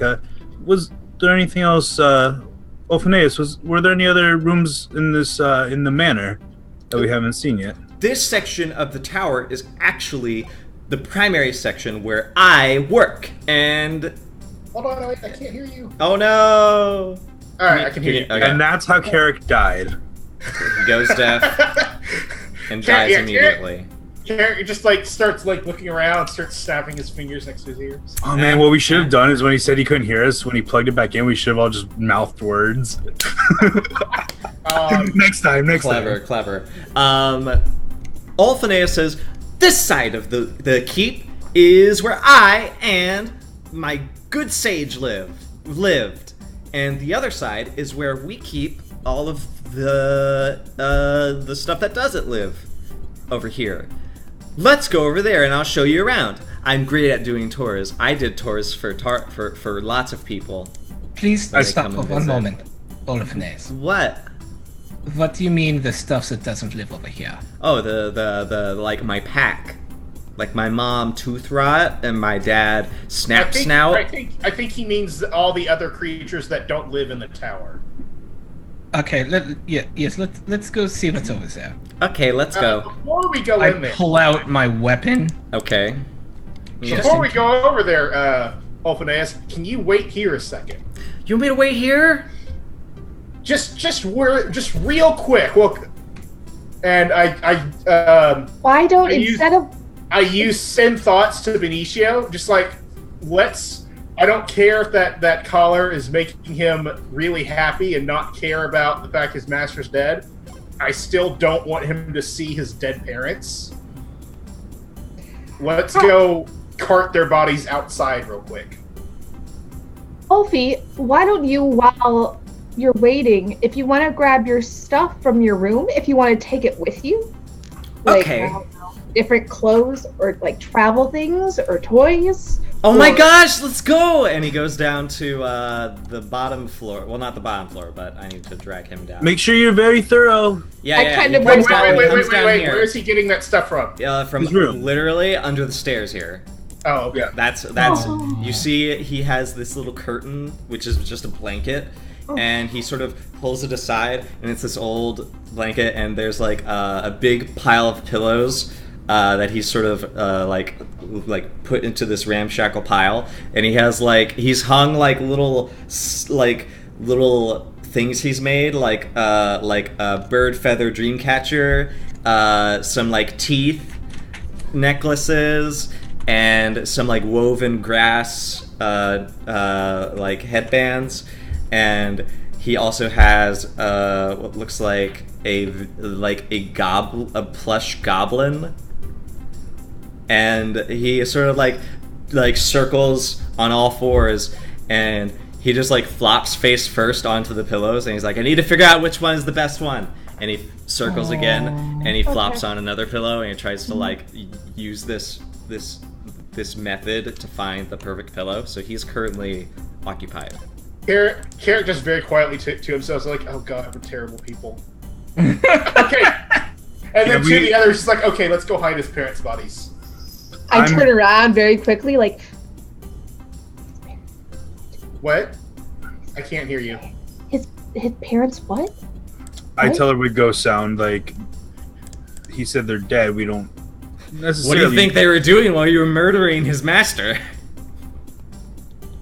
Yeah, the other creature, the whole thing when we were trying to convince him to hang up the mirror and not raise the alarm. I turn to Ulfie and then I turn to you guys. Turn to Ulfie again. He's staying with us. Do do do. I didn't find it yet. I'm still looking. You take all your time to look. Okay. All right, but still. But look, the collar's making him not care about the fact his master's dead. It's probably going to do the same for his parents. Still, probably not a good idea to let him see his. Go, go, hide them. I'll keep him distracted. Yeah, I agree. Yep. So I don't actually do any heavy lifting. I'll spend 10 minutes to cast Unseen Servant because Alright. I will not have any hand in All right. funerary procedure. Carrick Very is well. also not going to get his hands dirty. He just kind of like lines the bodies up, like lines himself up with the bodies and the door, and starts casting like mind thrust over and over again, like push them towards. You just like smash their skull further in. It's actually pretty smart use of willpower, but okay. It works. It works. While they're doing that, I want to peek my head through the door that leads off beyond the kennel. Absolutely. I You just want to see what's back there. Go- Because with what they're doing, I don't need to move the bodies if they're like magicking them away. Yeah. So this Oh, room, I sent my servant to do it, so I'm with you now. Okay. I'm not touching bodies. all right. So it looks like this room is. I just like I look over my shoulder. It's like really. Really?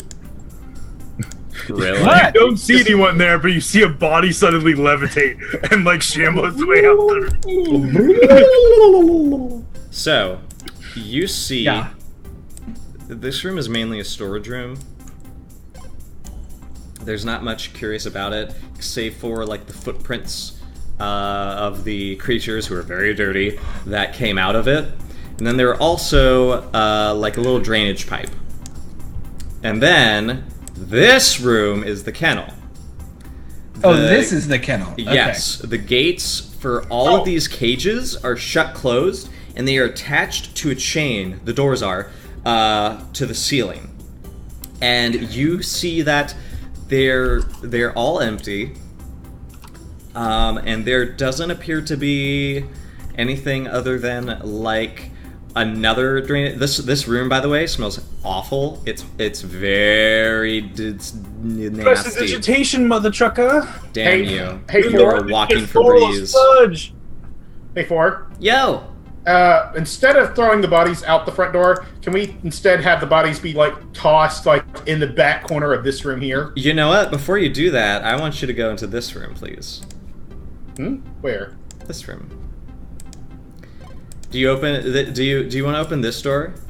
Yeah, of course I would. Definitely do Okay. that. Well, if you open that door, you are hit with an even worse stench, Body. as this appears to be a workroom of the macabre. Let's stop this music, please. This is not happy music. Please. I Where find it are amazing you? I can make myself nauseous and nauseous. Nauseous. Nauseous. I'm feeling very nauseous. Nauseous. Now I can't say it right. Nauseous. Nauseous. Somebody nauseous. Thank you. On cue. There it is. Yeah. All right. This room has inside it lots of bodies. One of them, I think only like 3 of them are skeletons that have been like purposefully picked clean and prepared for something. You're not sure what, but they're set aside clearly from the other bodies that are stacked in a grotesque pile in the corner. And there are 3 different workbenches, all of them with quite gross instruments. There is what looks like another pile of bodies that are strictly animal, that have been eviscerated essentially, or basically blasted to bits by some sort of faulty experiment that was not successful.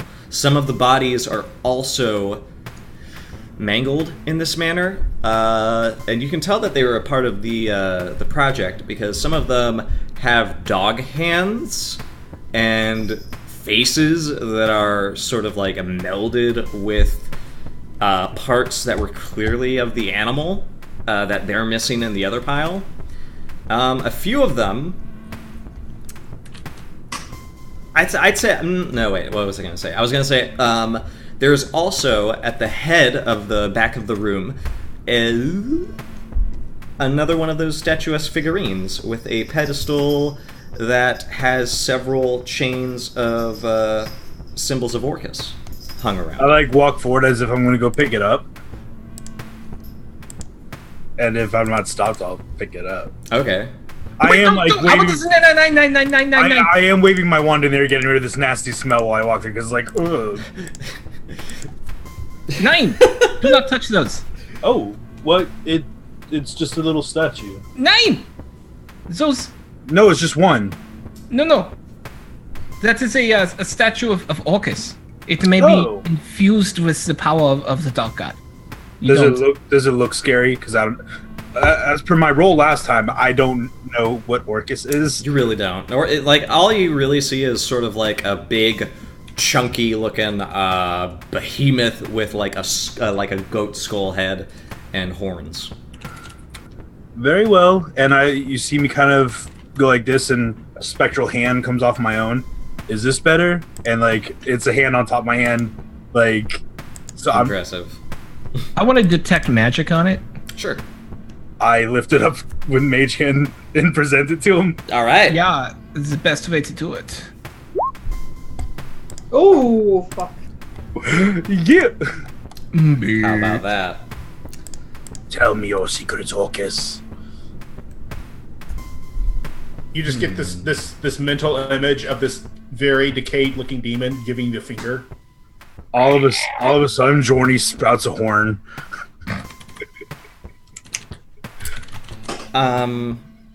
This is magical. And you are brought to attention at the base of this pedestal. Yeah. You notice there are slots.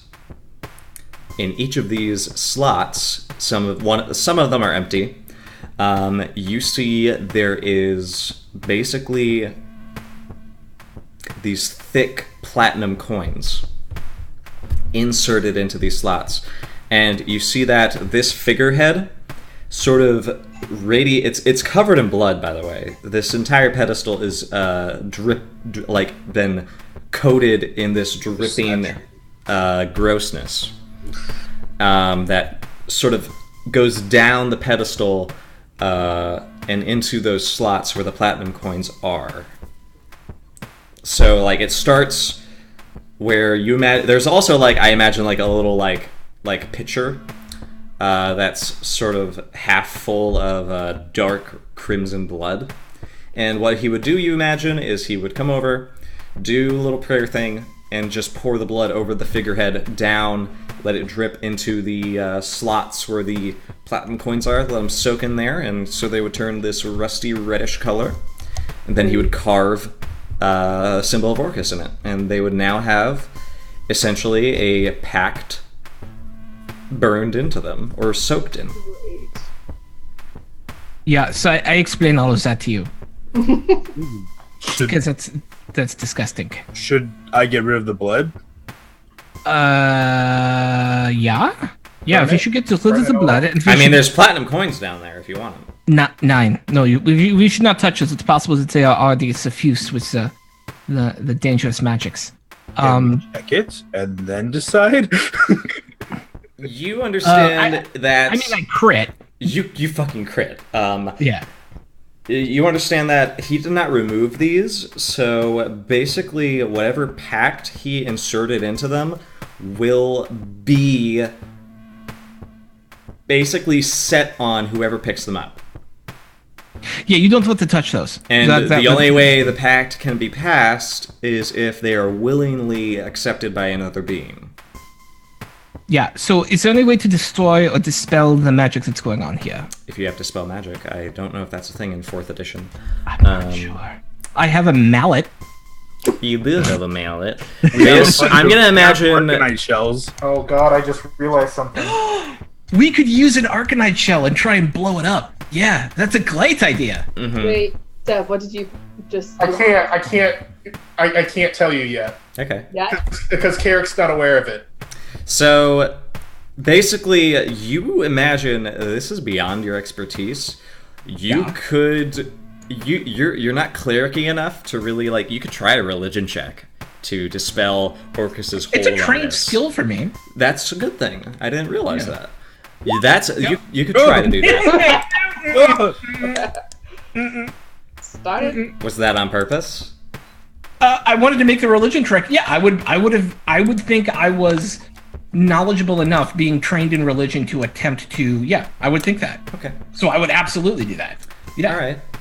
You do this. You're like, we have to do this. We have to get rid of this evil presence. So you start setting this up, and you're ready to begin.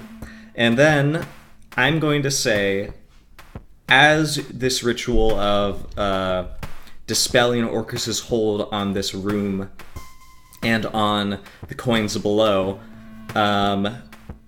you realize the coins are completely, like, there's no salvaging them.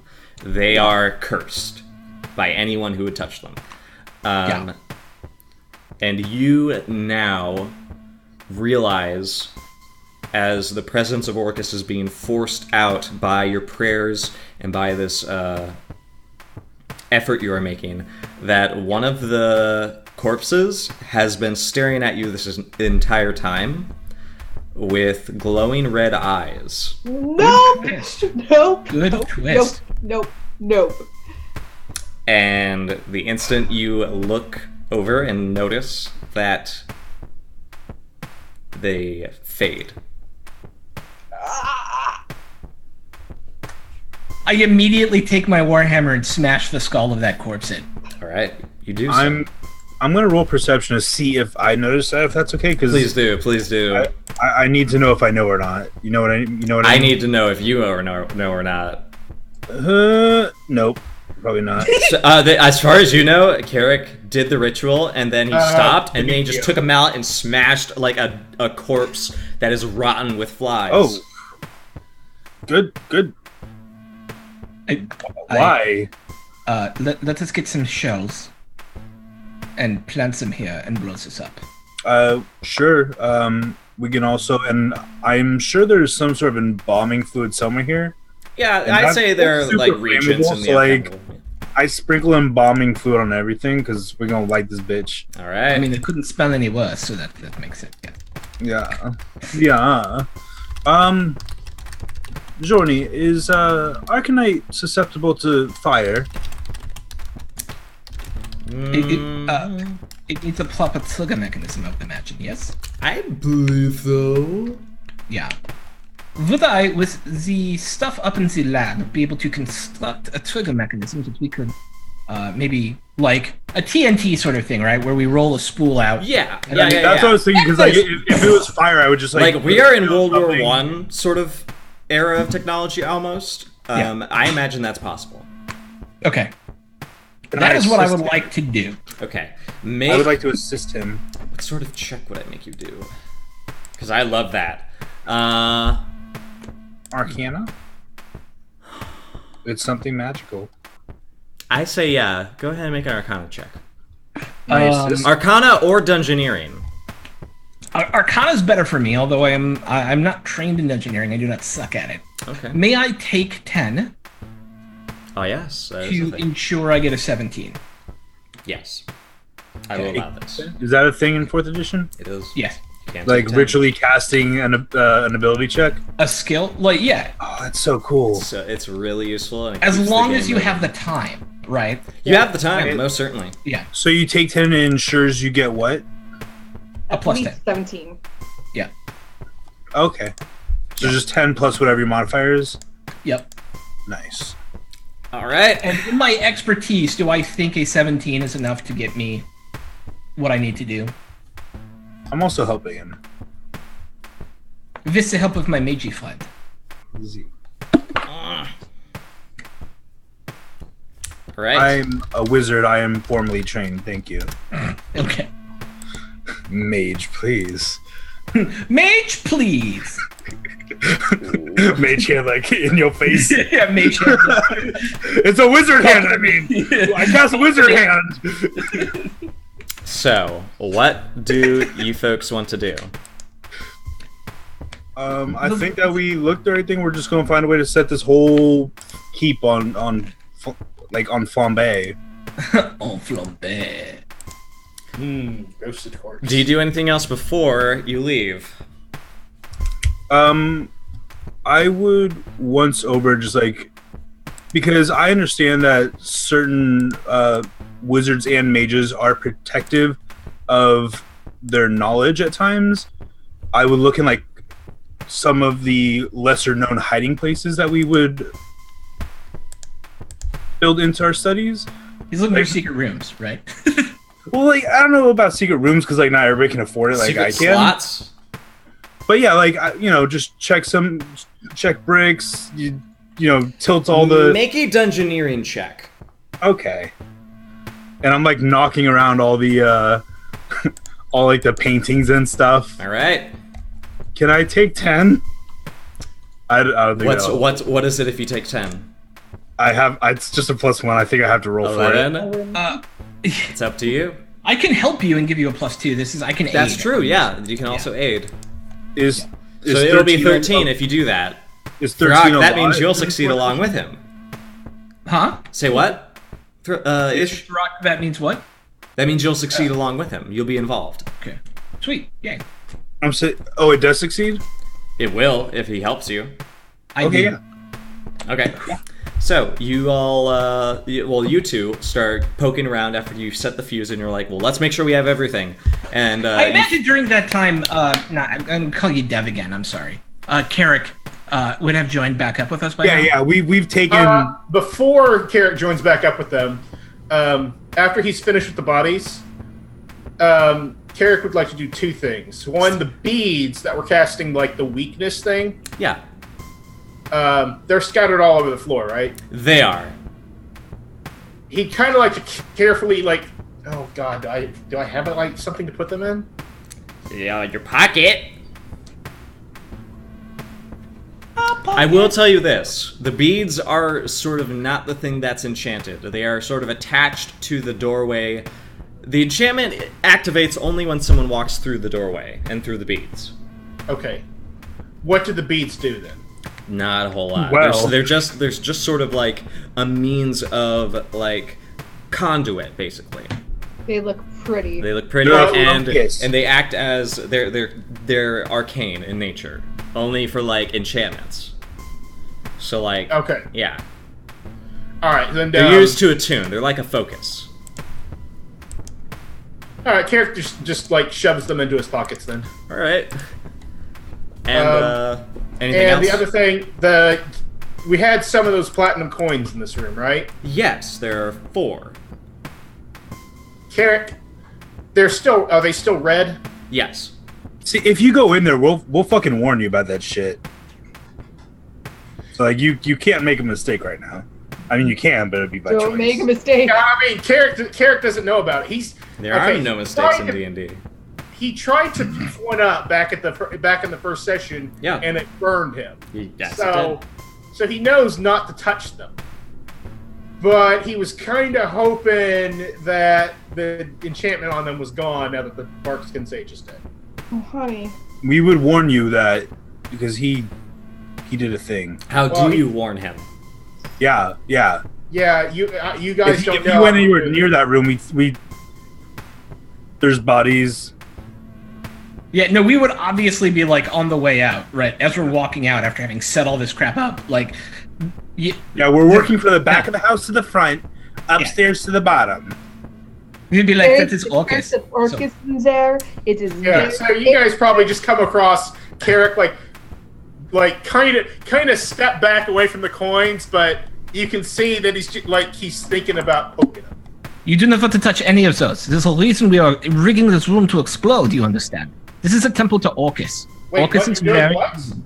You're doing what? Yeah. We are going to make this room go boom. Okay, why?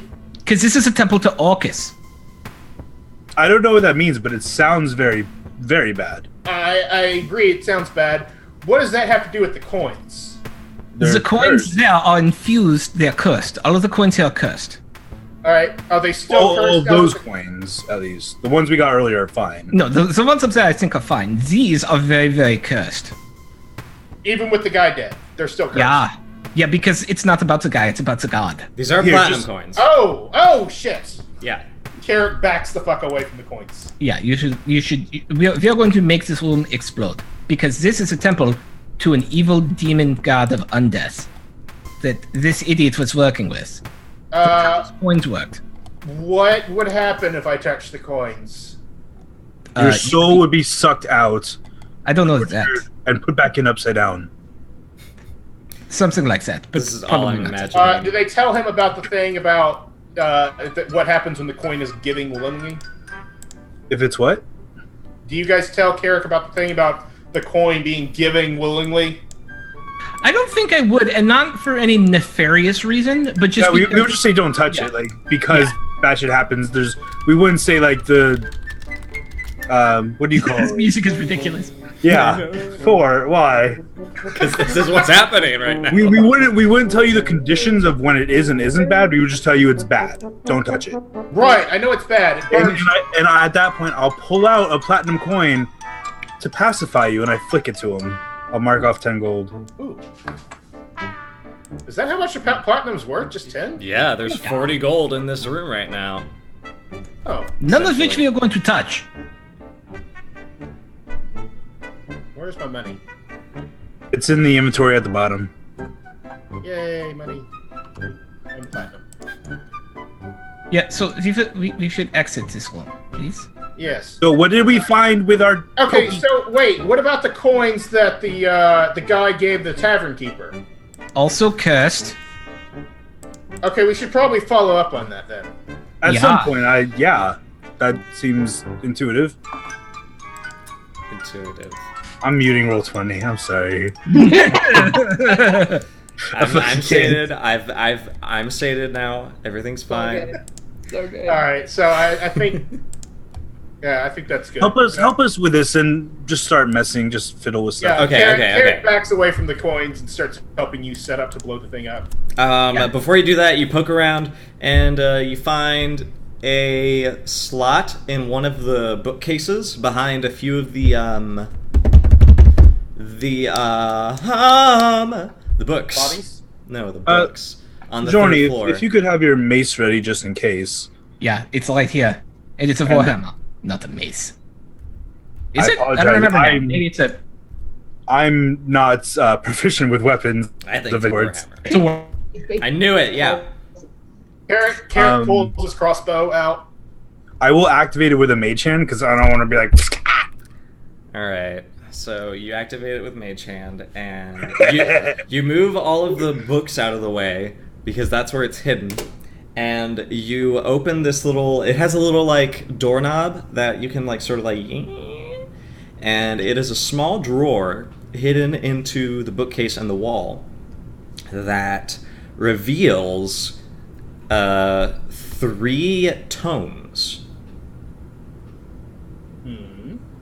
What do they say? Do you take them out? Carefully.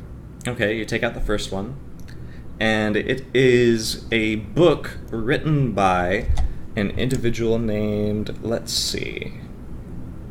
Let's see what. What's the last name? No, shut up. God bless it.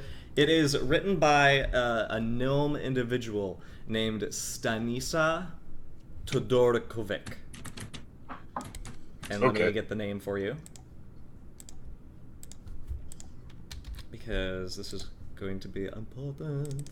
So if you were going for like authentically Serbian sounding names with your gnomes, you've done it. Thank God.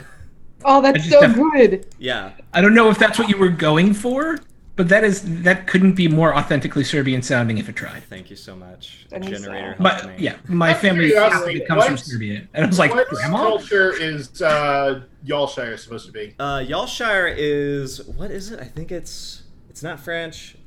It's sort of like a mix of German and what? German Is it and like halfling. Alsace? What are halflings like based out of? I was about to Like say, German and Barbuli is Are also... they? I think they're Austrian. Yeah, I think they're sort of like Austrian There we Hungary. go. But back then it was Austria. Just on. No, back then it was Austria-Hungary. It was Oh. yeah. I'm so well- dumb. Oh, Okay. the Hungary, Yes. yeah. So So I they could be think, Tyrolean. They could be Tyrolean. Mm. Yeah. but Stanisa But Todovrik. It could be American. This is from Nilm, actually. This I is the read second it? book. This It's is from this is like the first book on top. Is it in a language I can read? Yes, it is in a common language, Ooh. whatever that is. It is a book called Flying Canadian. Without Fear. Flying Without Fear, and it appears to be a self-help book. I hit it to Carrick. Okay.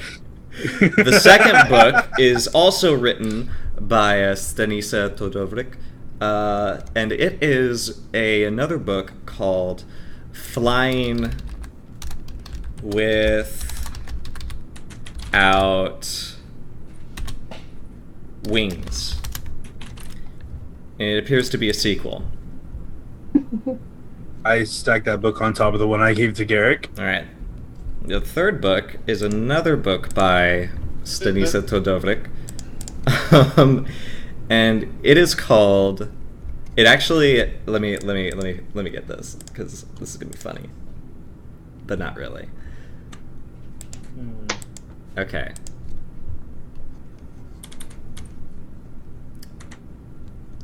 I'm just gonna say you can come up with a name of this if you want, but basically this next one is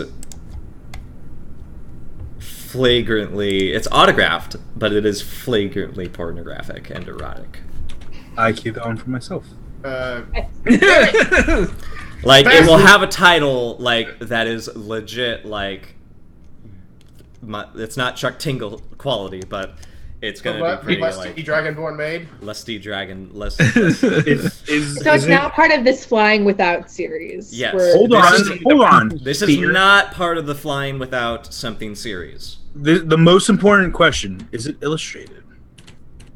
No, this is a first edition copy that does not have the artist illustrations that were added in future editions. Okay. Also important.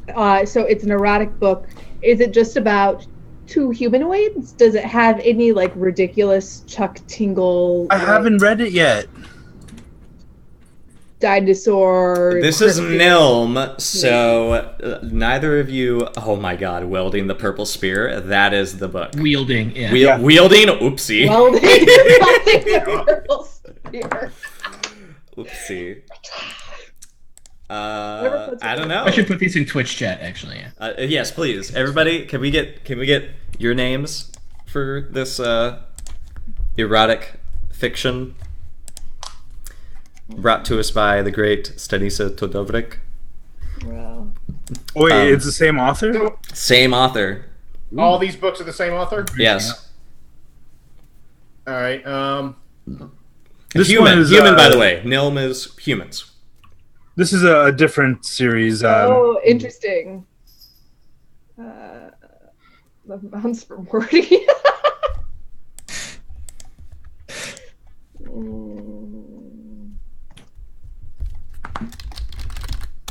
Yeah, there you go. They're mine.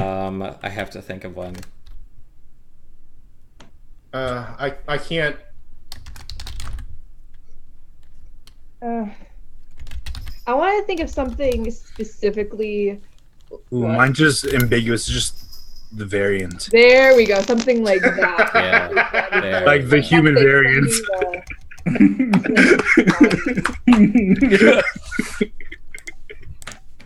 This is the rest of the game. I'm sorry. We can't continue until we get the A. Manticore!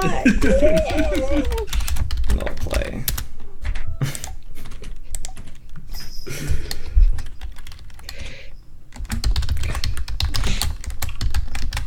No play.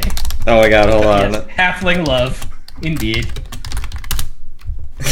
We all hope that the chat is enjoying. This. Let's just read some of these.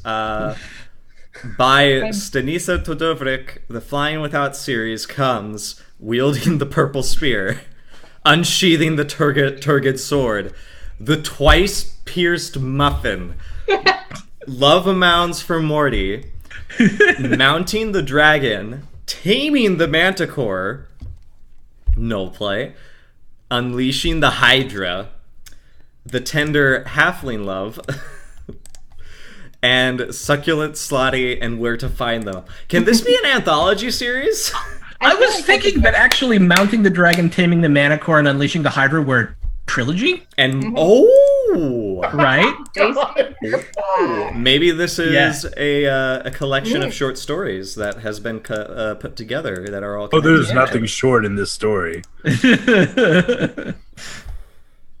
So yes, you now have a famous romance author in the world now.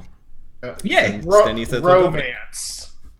Oh, like for sure, her Flying Without series has been the staple of her career. This is a. Oh my gosh, who does the vampire series? That is like Anne Rice. Someone awful. Yeah, this is like the Anne Rice of our world. Okay, so she does like Interview with a Vampire and like Something the Jesus like that, books, which are yeah. okay, but then she also does the Sleeping Beauty trilogy, which is hardcore erotica There you go. that you weren't expecting from her at all. By the way, if you guys don't know about that, just Google The Claiming of Sleeping Beauty. Nani? Nutty. Oh, Uh, it's something. It's something. it's something.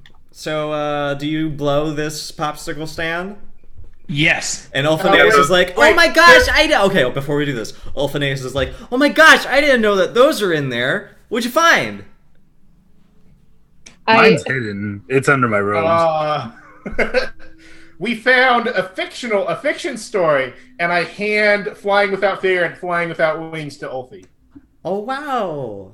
You can read, right? No. He can't. He can't read. You. It's okay. Oh. Wait, is that series illustrated? It has chapter headings and illustrations. Oh, that's nice. Yeah. That's a nice touch. Did All right, anybody? Yeah, so we blow the fuck out of this place. Did anybody take the Carrick's erotic like, story? as they're stepping out of the building, Carrick's like, wait, stop, I forgot something. Ulfi, What? where's the beer? Ugh. Well, we do have a cask in the kitchen. Do you want me to grab it? You come with me, we'll grab it together. Okay, just don't blow it up. Don't blow it up. Okay, let's go. Okay. And you guys have a keg of beer. Great. Yeah, I'm Make gonna add a that to strength check. I'm going. Oh, damn it! Can my unseen servant assist? Yes. That's what he's for. How do I That do strength? Why can't I click it? Well, I don't this is know. going on. I'm gonna talk to. There we go. success. You guys are able to get it onto a disc. Okay. What do you think about this? The old god stuff. Do you think it's just him worshiping this? What's the guy's name again? Orcus. Orcus. Do you think it was just him worshiping Orcus? Oh, was that at me? I'm sorry. Yes. Yes. Well, it's the word is about cult activity. Yeah. Clearly, he was working with someone from the Dragonborn lands. I don't know if they are in any way related or if he knows anything about Orcus. Did the redistributing the Redistribution of fatality. redistribution of fatalities. Fatalities. It mentioned Orcus, right? How they were using Orcus to do this. This is actually not mentioned in that. Oh, No. It was one of those. You did say that it could be expedited. Oh yeah, it could be exploited. Yeah. It does make note that it is easy, Theoretically plausible. Not that he would never do that, but it would be of better quality results. Orcus is a nefarious, pernicious, and can be quite sneaky. So, is it likely that there are more cultists of Orcus somewhere? in some way related to this? Yes. I would imagine possibly that anyone who took one of these coins is tainted at the very least. The tavern keeper. Yeah, absolutely. Okay. And anyone You said who... you found a statue in his home, right? I did find a statue in his home. Should burn that place too. We should at least... Hey, wait, hold on. I tried to take a coin back at the tavern. How come it burned me instead of making me evil? Was it your coin to take? I'm sorry, what? Oh, it was it not your given coin to you to take? freely. Yeah, that's his Oh, code. is that the thing? Mm-hmm. Yes. Oh, okay. Yeah, so because it was not gifted to you, because you did not claim ownership, you attempted ownership. It burnt you. But yes, so I think there's more of an Orcus problem here than meets the eye. But this is a good first step towards eradicating it. How many eyes does Orcus have? Like, I keep imagining like a Cyclops or like. I think I think he has 2 eyes, but I like that Cyclops idea. I like to think that in various incarnations he has had a Cyclopean eye. Maybe I love that detail. Is he alive? Since he's supposedly a god. He's undead. Yeah, he is a demon lord. Yeah. So he is very much alive. He resides in, I think, the 7th level of the 9 hells. I have a question about. I love Orcus lore lore, by the way. world. Yeah. I have a question about the lore of this world. Like, it's widely accepted that like the different levels of hell and like it's widely accepted that that's all like completely real. It's not like, you know, oh, demons or, you know, wherever. It's like, oh, demons. Yeah, it's like Okay. that's how demons work, of course. Yeah. Of course. Of course. Of course. But Horse is an orc, of course, of course. But these things exist. They are a part of like everyday life. But Okay. their power has been diminished intentionally because before the cantons were united, there was a lot of people throwing around divine magic, bringing people back to life, and it really caused such a instability in power dynamics that they decided to get rid of them. Like there was a big church debacle. 'Cause I know we talked about the divinity. We didn't really talk about the infernal or the... That was also a part of that. Okay. Yeah, that was also a part of that. Good to know. And I would know that because history. I have a plus 12 in history. Impressive. Damn. That's really impressive. Jeez. I've got big lobes. Hey. All right, so All right, anyways. I guess we're heading back to town. Heading back to town? Before we reach town, I turn to Ulfie. I grab a sheet from the back of the cart and like, hey Ulfie, put this on. I throw it over him. Okay. He already has like a pillow strapped to his back and the little goblin in his pocket, and he's like, okay, and it just flops on him, and he's just like, okay, now what? No. Oh, you're so cute. Before we go back into town, I would like to caution all of you. Just keep in mind that perhaps the specifics of the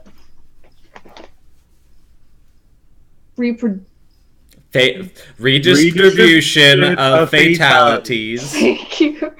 Maybe the specifics of the redistribution of fatalities and the Orcus stuff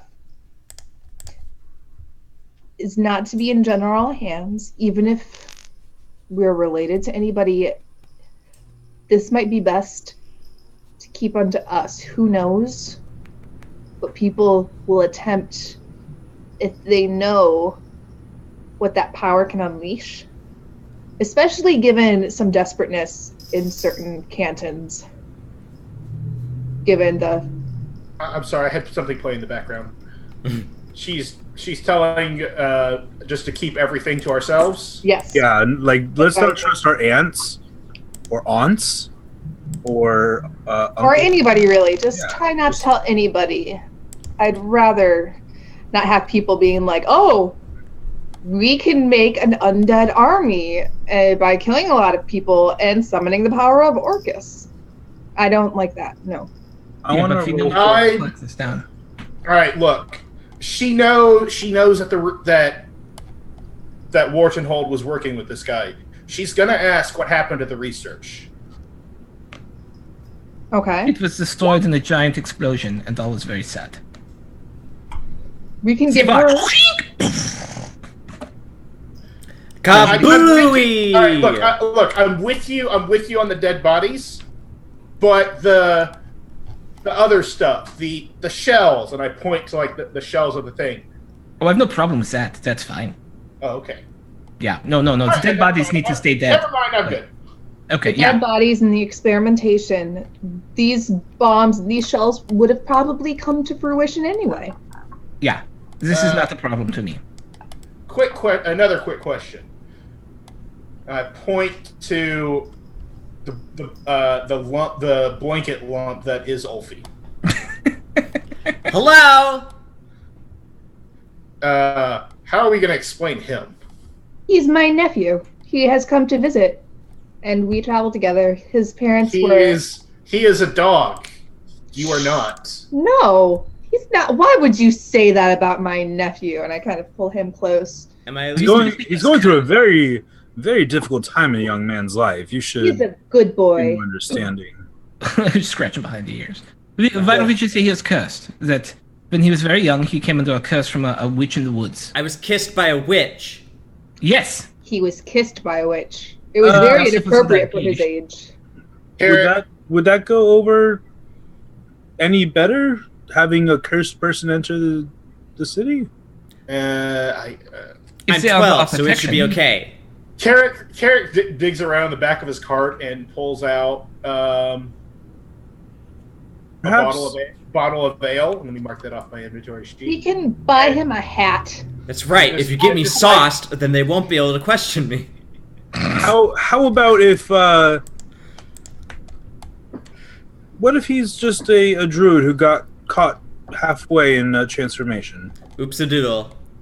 Just a mistake. He's not sick. He's not cursed. Carrick is checked out and is currently downing the bottle of ale. We'll All right. figure it out. For right now, he's my nephew who had an unfortunate run-in With a With witch. with a witch. Sure. Very well. If you think, sure. All right, nephew. All right, so Nephew Ulfie, I'm ready to go. Can I keep Okay, the? give him a can I- high five. Can I keep the sheet? He like high fives you through the sheet. How can he see? Because there wasn't eye holes. It was just kind of like a thing. Or Of like, give Michaels and he's a ghost.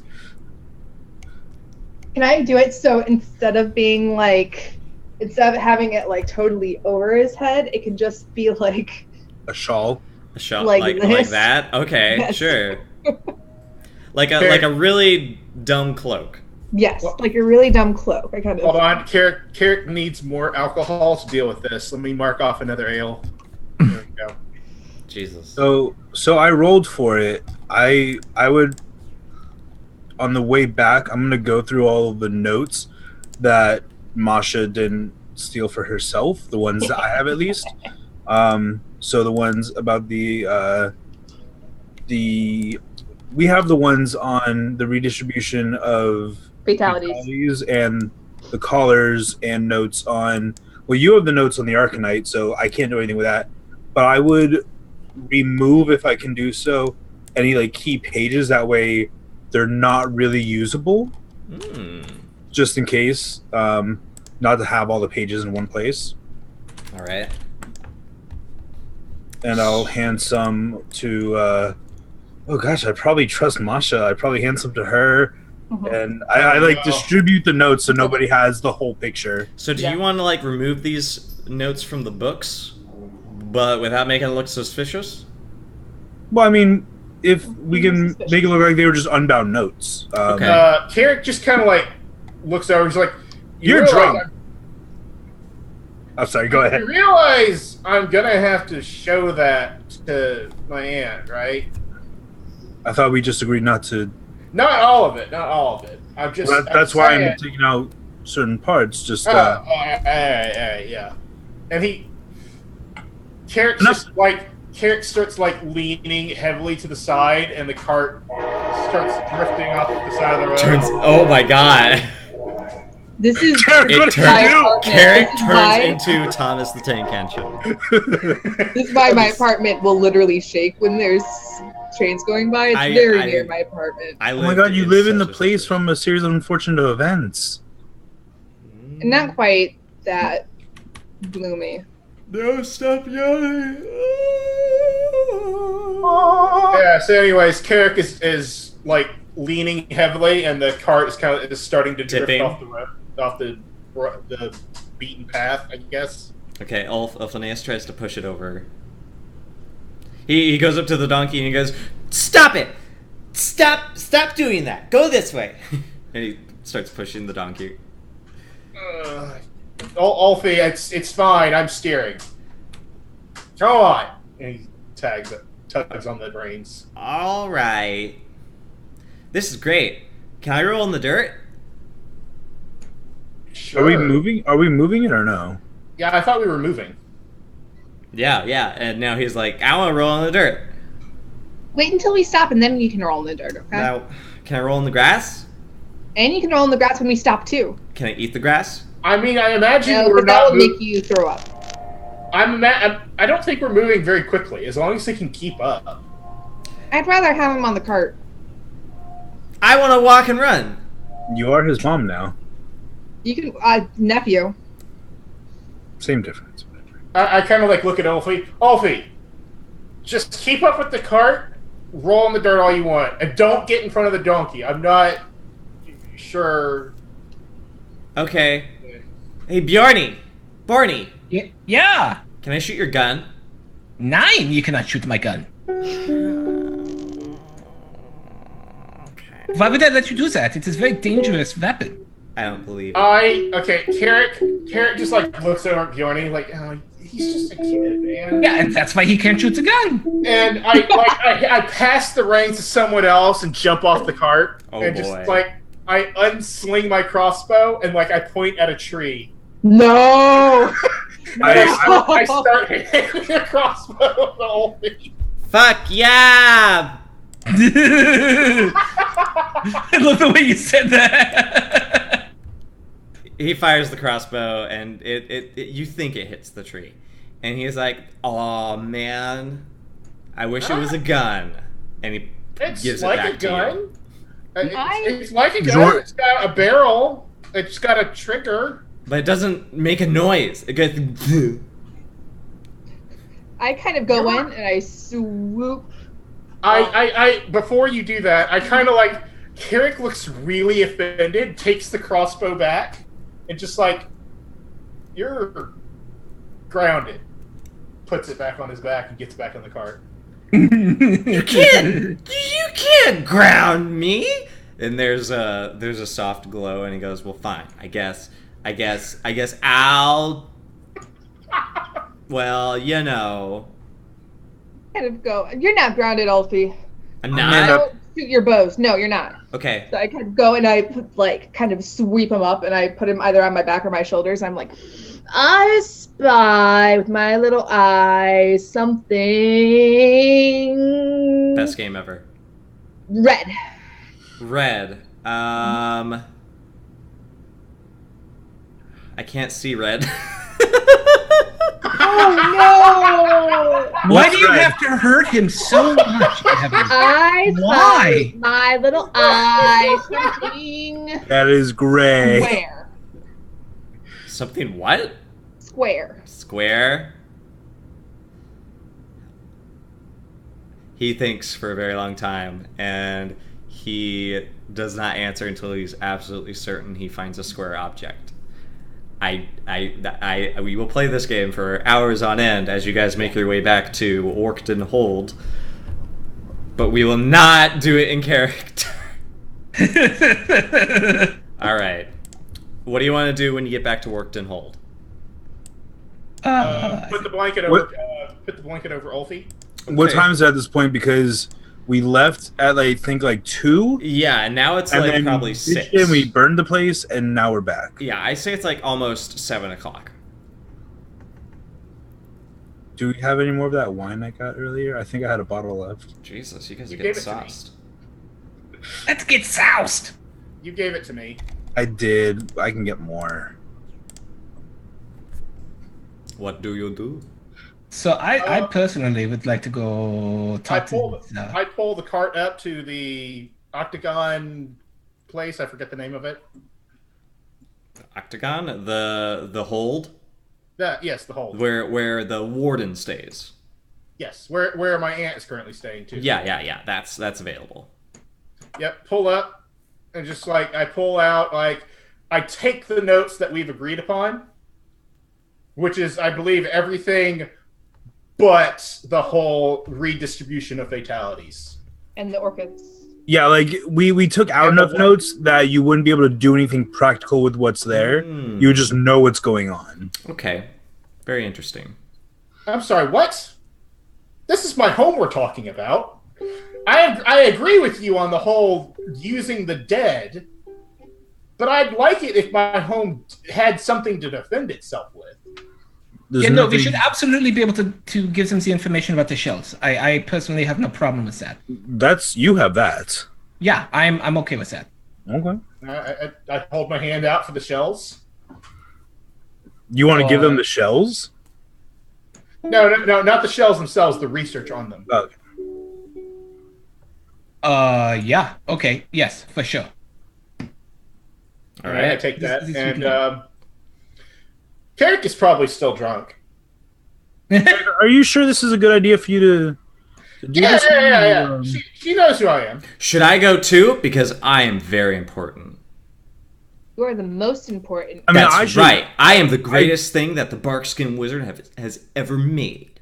Yes. However, we need to keep that a secret. You're so important that people Yeah. can't know that you're the most important thing the Barkskin Sage ever made. Do you know why? Why? Because if people knew, they'd be so jealous, they wouldn't be nice to you. What? And that doesn't make sense, right?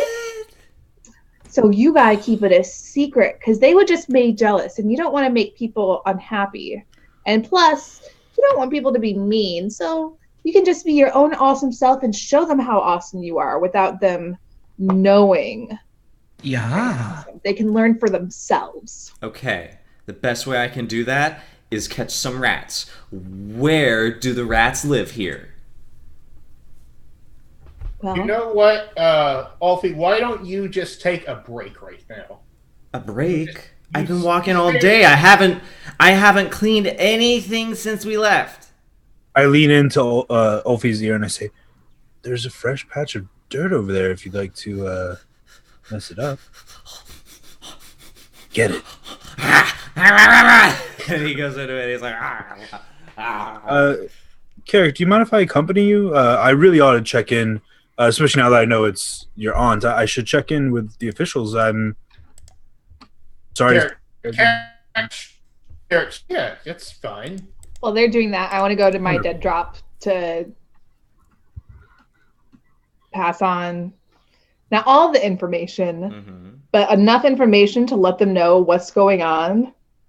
And the God, I wish. yep. No. Does Ulfie come with you? At this point, it's you, Jorny, and Ulfie at the cart because we just walked away, I Yeah. think. Yeah, so I'm going to go write a report Okay. to my superiors about what we found. And it's going So to now- include everything, by the way. Okay. So All right, now so- it's Masha and Ulfie. So what do you do with him? I guess I take him with me. Wait, Yay! hold on, I get got to an hang idea. out with the aunt. Okay. Unless Carrick says something. We're already gone. Is where I stopped the cart? Is the surrounding area deserted? Is it quiet enough? It's late. It's late. So I'd say Alright. yeah.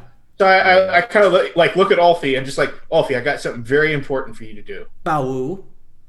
I am a very messy person, I've noticed. and You I point to the stink, back too. of the cart. I need you to organize my stuff, Uh-huh. and I need you. And I dig around the back of the cart and I pull out a brush. I need you to brush the donkey. I hate the donkey, but I will brush him. Why do you hate the donkey? Because he doesn't know how to stay on the road. That was literally hours ago. yeah. You have to be respectful of people who aren't as smart as us. Maybe Also, he sneezed on me, and it was really gross. Oh, that makes more sense. You're allowed to hate the donkey. Great. Well, maybe the donkey will get better if he. You realize that Ulfineus is able to have bad intentions and feelings towards animals. But not people. Okay. Are we about to leave this cart guarded only by a very immature, irresponsible werepup? Well, I could guard it more efficiently if I had some sort of firearm. I reached for my car. No, I don't. No. Masha, do you mind? Do you mind starts staying to, and then he remembers that Ulfineus insulted his crossbow. He lowers his hand. I could be a dagger boy. I saw you with your dagger. I could be just as good. Yeah. You know what? We don't need you to guard the cart. Look out! I got a poke. All right, someone needs to watch him. I got it. Thank you, Masha. I appreciate it. Also, Okay. why couldn't you watch him earlier? Where are you going? I've just got some errands to run. Not a big deal. I need to be walked. You want to be walked? I wanna All right, go- let's I try to wanna- find the most ratty place of where all the rats live. Please and thank you. I'd All like right, to let's chew go. on their heads. Okay. Okay. And collect their tails. Because I like to make belts out of them. Let's go. All right, let's go. So you're taking the wolf pup is Bawoo! He's running down the street going like this. And I whisper after Katla, just try and keep him quiet. We don't want people asking questions about him. Woo! I'll try, but I don't think that's gonna happen. All right, Whatever. so I guess we go. He's into the doing hall this. now. Ah! So Carrot and Benicio go into the hold now. All right. You want to do them first? Everybody? Are you cool Yeah, with let's do that? that. Yeah, please. All right. Your aunt is eagerly awaiting your report, and she brings both you and Benicio into her little office that she's occupied, and she leans back in her chair and says, "Well, give me the lowdown." Bark skin, suit skin, wax suit. No. The guy is dead. Okay, good. That's all you needed to say. All right. And we collected as much of his research as we could. Good to hear. I Wait. hand her the stuff minus all the things we agreed on. Okay, she's gonna look through it. I guess this is when we make a bluff check. are we assisting each other? What do you say to assist? Just that there were many creatures and they were very vicious. They seemed to destroy many of the materials. That's that real relates. good. Okay, because there are evidence of those in there. Hmm? Okay. Carrick, you will be rolling for this? Okay. I also mentioned that while we were searching, we accidentally set off some sort of booby trap, and his hideout is burning to the ground. Okay, smart. But we got what we could. Smart, Right. smart. That this is very smart. I'm gonna say you get a +2 advantage to that. Ooh. So 20. Okay, so 22. nice. All right. She nods, looks over a lot of the material, furrows her brow at some of the notes and reports. But she says, "Well, he certainly went a bit above and beyond our expectations, but at least he put effort into the work that he was paid for. And Well, now, so what happens with his research? well, And by the way, a Carrick still smells like the alcohol he was drinking. Yeah, she's picked up on. She's used to it. you have an adult with you. She says, for now, we'll try to recreate it as best we can. Though, certainly not with such ferocity.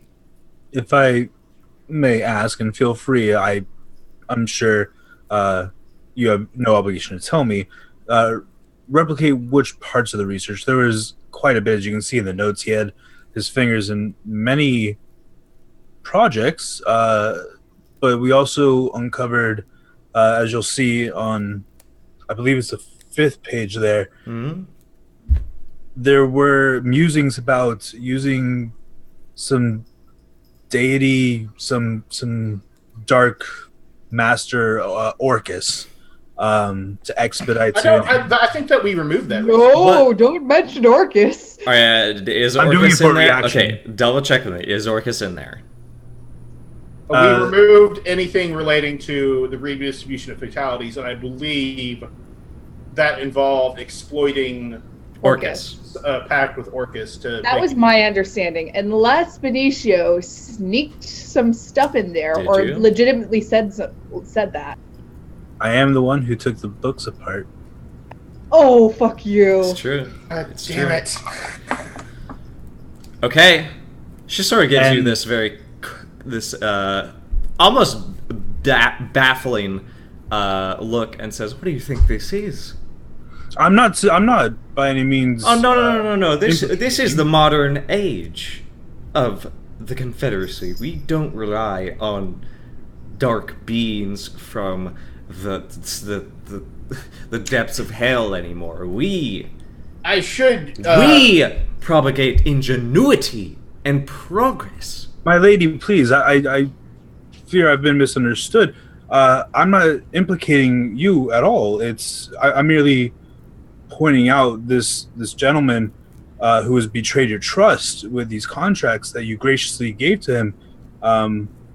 He was involved in some dark stuff. If you go and inspect, Given how she reacted to this, I kind of back him up. She's like, before we set the trap off, we found evidence he was worshiping something. we made sure. And I describe the corpse. I kind of described the corpse pile they told me about. I see. Now- I see. For posterity's sake, because I truly understand that appearances mean very much in the eyes of the public, especially, we have disposed of the evidence of that room because of possible implications that could be drawn. We know that there are none, that this was his own dealing, but I feel it's important that you know it. I see. So, do you want to get paid? Oh, please. That would be lovely. Yes. Here you are. 150. She slides over the coin. One of you Is can it- take that. Is it too late for me to insight when I first brought up Orcus? Because a lot Sure. was happening. Yeah, go ahead and insight. I did it for a reaction. This is a good opportunity for that. Yeah. 18, and then he was backing me up, so I don't know if you want to make that a 20. 18. That's a +2, I'd say. Okay. Okay. She is a delegate, so she is an expert in hiding her intentions as well as minimizing her what can be inferred from what she says.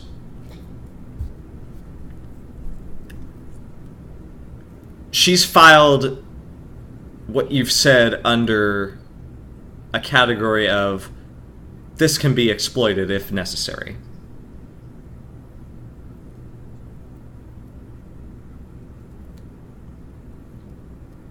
That went over my head, I'm not going to lie. Can you repeat She that? at the same time, she is incredibly honest about that we are in an age of ingenuity and progress.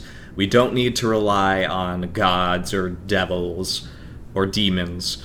And then you notice that from her body language, from the way she is sort of filing away these articles and how fast she's willing to pay you and send you off, there might be an inner filing of, if we have to make this research useful and we are under pressure, we can try to explore the Orcus angle. And I understand that. Yes, you do. Good to know. But it's not top priority yet. Only if the pressure gets on. So it was. She was and even defensive, then, but she's gonna hide the secret really hard. Yeah, of course. Yeah, this is not gonna. I know how this game is played. I mean, you killed the guy who was working on this. There's no other evidence that he exists, save for like these very barren notes that you guys took. The people he was working with. Yeah. And of course, she could always blame the Dragonborn. Now, can I say that I asked a question when we were discussing what to share and what not to share? Because I would have left this bit up to the group. Mm-hmm. Would we have mentioned, like, if you see anybody with the red coins? Or, like... Because now, like, that tied into Orcus? It is tied. So, Does she know? So, Does she know? Okay, so are we going to tell her about the coins? Are we telling her about the coins? Are you? This is up to everybody, because this is stuff that happened prior. You know what? I feel like if anything, this only arms her. No. 9. I mean, the plan was not originally to tell her about the Orcus. All right, then if they thought we weren't going to tell her about Orcus, then that would not have been. Okay. So Benicio, you sort of hesitate on telling her about the coins, and then you're like, no, we shouldn't. Yeah. Carrick kind of like looks at his aunt. Did you ever meet the guy, Auntie? The Nope. sage guy? No, not personally. Okay. I got lots of other people to meet than crazy magicians. Oh, speaking of crazy magicians, I don't think I've actually introduced myself yet. I've just come into your office, and I am Benicio Montmorton, Houseman Morton, first of his name, though. And I'll give her a deep bow and offer her one of my magical roses. She takes it. Fake fragrance and sparks. No, not impressed. No. It was But lovely. she does sigh and says, Eladrin certainly... I kind of... I'm behind him and I kind of roll my eyes and it's like, Benicio is one of the ones who helped me deliver justice to the sage. Good. I deepen my bow. Suppose it was good to have someone of magical capability going against someone of possibly greater capability. I won't lie, I played a part, but and believe me when I say I don't blame you for being surprised, but Carrick is actually very, very useful. Did quite a lot of work. What kind of work? Just dispatching some of the beasts that we encountered, and as he said, serving justice. Dispatching how? I look at him up. Now she has her full attention on you. I'm not really used to being like complimented, so Carrick is just like, what are you doing? I will This is cute. be the first one to tell you, he was charged by these beasts, and even as he was pinned to the ground, he fought tooth and nail. He shot them with his crossbow. I've never seen marksmanship like it. No, I doubt you have.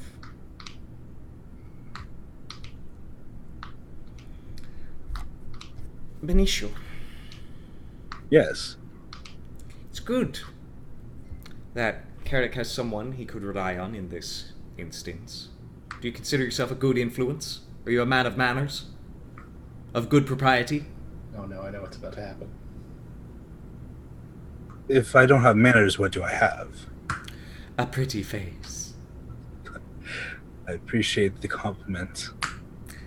Good, because that's the only one you're gonna get beyond... Do you want to make more money? I'm always open to opportunity. Good. Because I don't think I can afford to send some sort of noble asshole squire to babysit you, Carrick. This has been a good means of occupation to keep you from getting into trouble. I don't know if you know my dear nephew, but he's awful rebellious in the most shameful sort of way. I did not say it was perfect, just that he was useful. Oh. How about this? Carrick's used to this. He's working under the Reeves sheriff at the moment, sort of like a long-awaited deputy. Of course, it's just me making sure this happens. The sheriff doesn't have to be too invested. If you're alright having a bit of responsibility, you mind looking after him? Won't give you a letter of the law, but... Wait, hold on. I'd be... I'm like right here. I'd Yes. be pleased to look after your nephew. Delightful. I could pay you 10 gold a week, with bonuses on certain deeds that need to be done. That sounds fair. Good. Carrick, Yes, Auntie. the reason I'm doing this is because you have a nasty habit. What's more, you have a nasty gift. Kind of squares himself up and like, all right. Benicio, Yes. what did you learn from this learned man, this Sparkskin sage? He too was an Eladrin. What sort of man of science or arcane was he? What did he do to learn what was necessary for our good canton? From what you can see, his research was dark at times. He seemed, if I may be so bold, it almost seems as if he was using the contract as a means to his own end. He seemed, given his laboratory and the number of specimens that were there was an excitement in the air of his laboratory. Dark, but there was deeper purpose. I couldn't tell you what it is. Deeper purpose? Do you feel the same About myself about or yourself? about the research? No. About yourself? I'm looking for purpose. Tell you what. I know that boy can do more than shoot a crossbow. I give you a knowing smile. Carrick is just in the background rolling his fucking eyes. Yes, just like, please. I'm like, he's so fed up that he's right here and they're talking about him. Like, Doesn't compute. I'll up your pay to 15 a week if you can provide some reports and explanations on what exactly is wrong with him and how it can be useful. Okay, out of character. Is she asking me to be his doctor? Yes. Like psychoanalyze the shit out of him? Yes. And also, like, okay, the faces I'm making in my camera is the exact same face as I'm Carrick. so happy we had this chat. You are also being requested to explore his psionic properties and why he has them and whether it is possibly causing this shameful behavior. Because certainly it can't be his breeding or upbringing. Of course not. And whether it can be harnessed in a useful fashion. So That she is- wants me to evaluate, speculate, and treat, or All of that at once, yeah. Treat unless it can be exploited. Unless that's a good way to put it, yeah. let me think for a second. Carrick is absolutely in the background, and like every now and then you just hear him cussing loudly, or just under his breath. Motherfucker. Yep. That's good. We both know that your nephew is an oddity. Whether it's a bane or boon for the Canton, time can tell. What can you tell me about him? That way I have something to build upon beyond a day's experience. Oh, a day's experience will be all you'll need. He's a constant, I'm afraid. See what I can do. That makes one worry off of my long list of to-dos. Thank you. Right here. Carrick! Yes, Auntie. I'll see you tomorrow morning. He doesn't say anything. He just stares up and just. Mm-hmm. Alright. Anything else? I give a deep bow and I kind of not grab Carrick, but gently usher him out the door. Come along. Carrick is like he goes along with you, but he is flipping you off. Good. He just looks you in the eye, in the eyes, and is like. As soon as the door closes behind us, you hear a whisper. We'll talk about this. Before the door closes, without looking at her, Carrick wants to cast Distract on his aunt. Okay. And her specific auditory hallucination is going to be a loud crack of thunder directly behind her.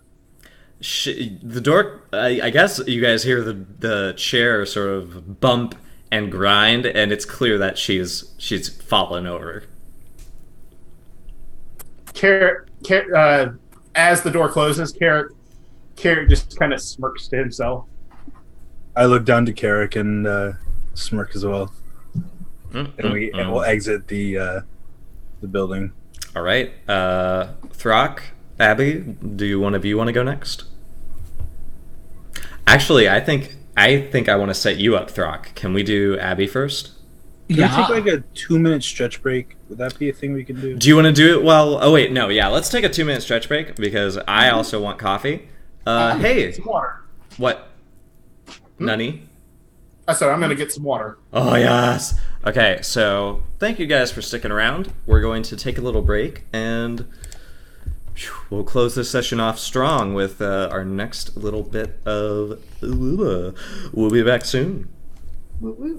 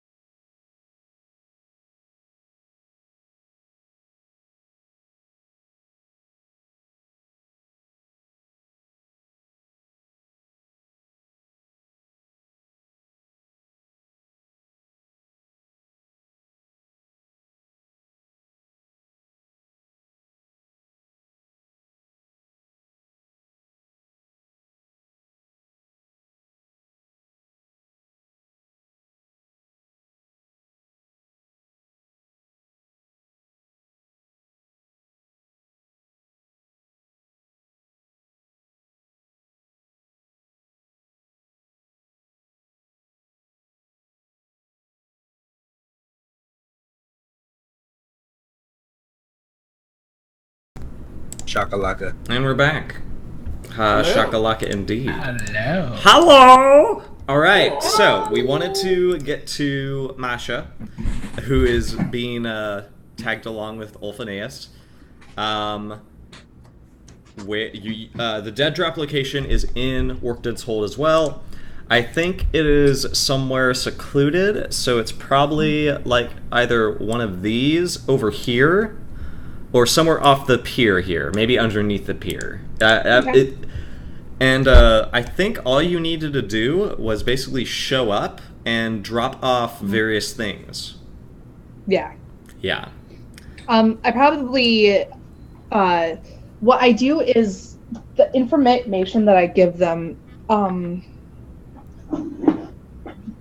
said something about a project he was working on that was basically messing with undead and this. But the way that I word it, I say it did not work at all. Okay. The experiments that were happening they didn't do. Then I mark some of the they're doing stuff with.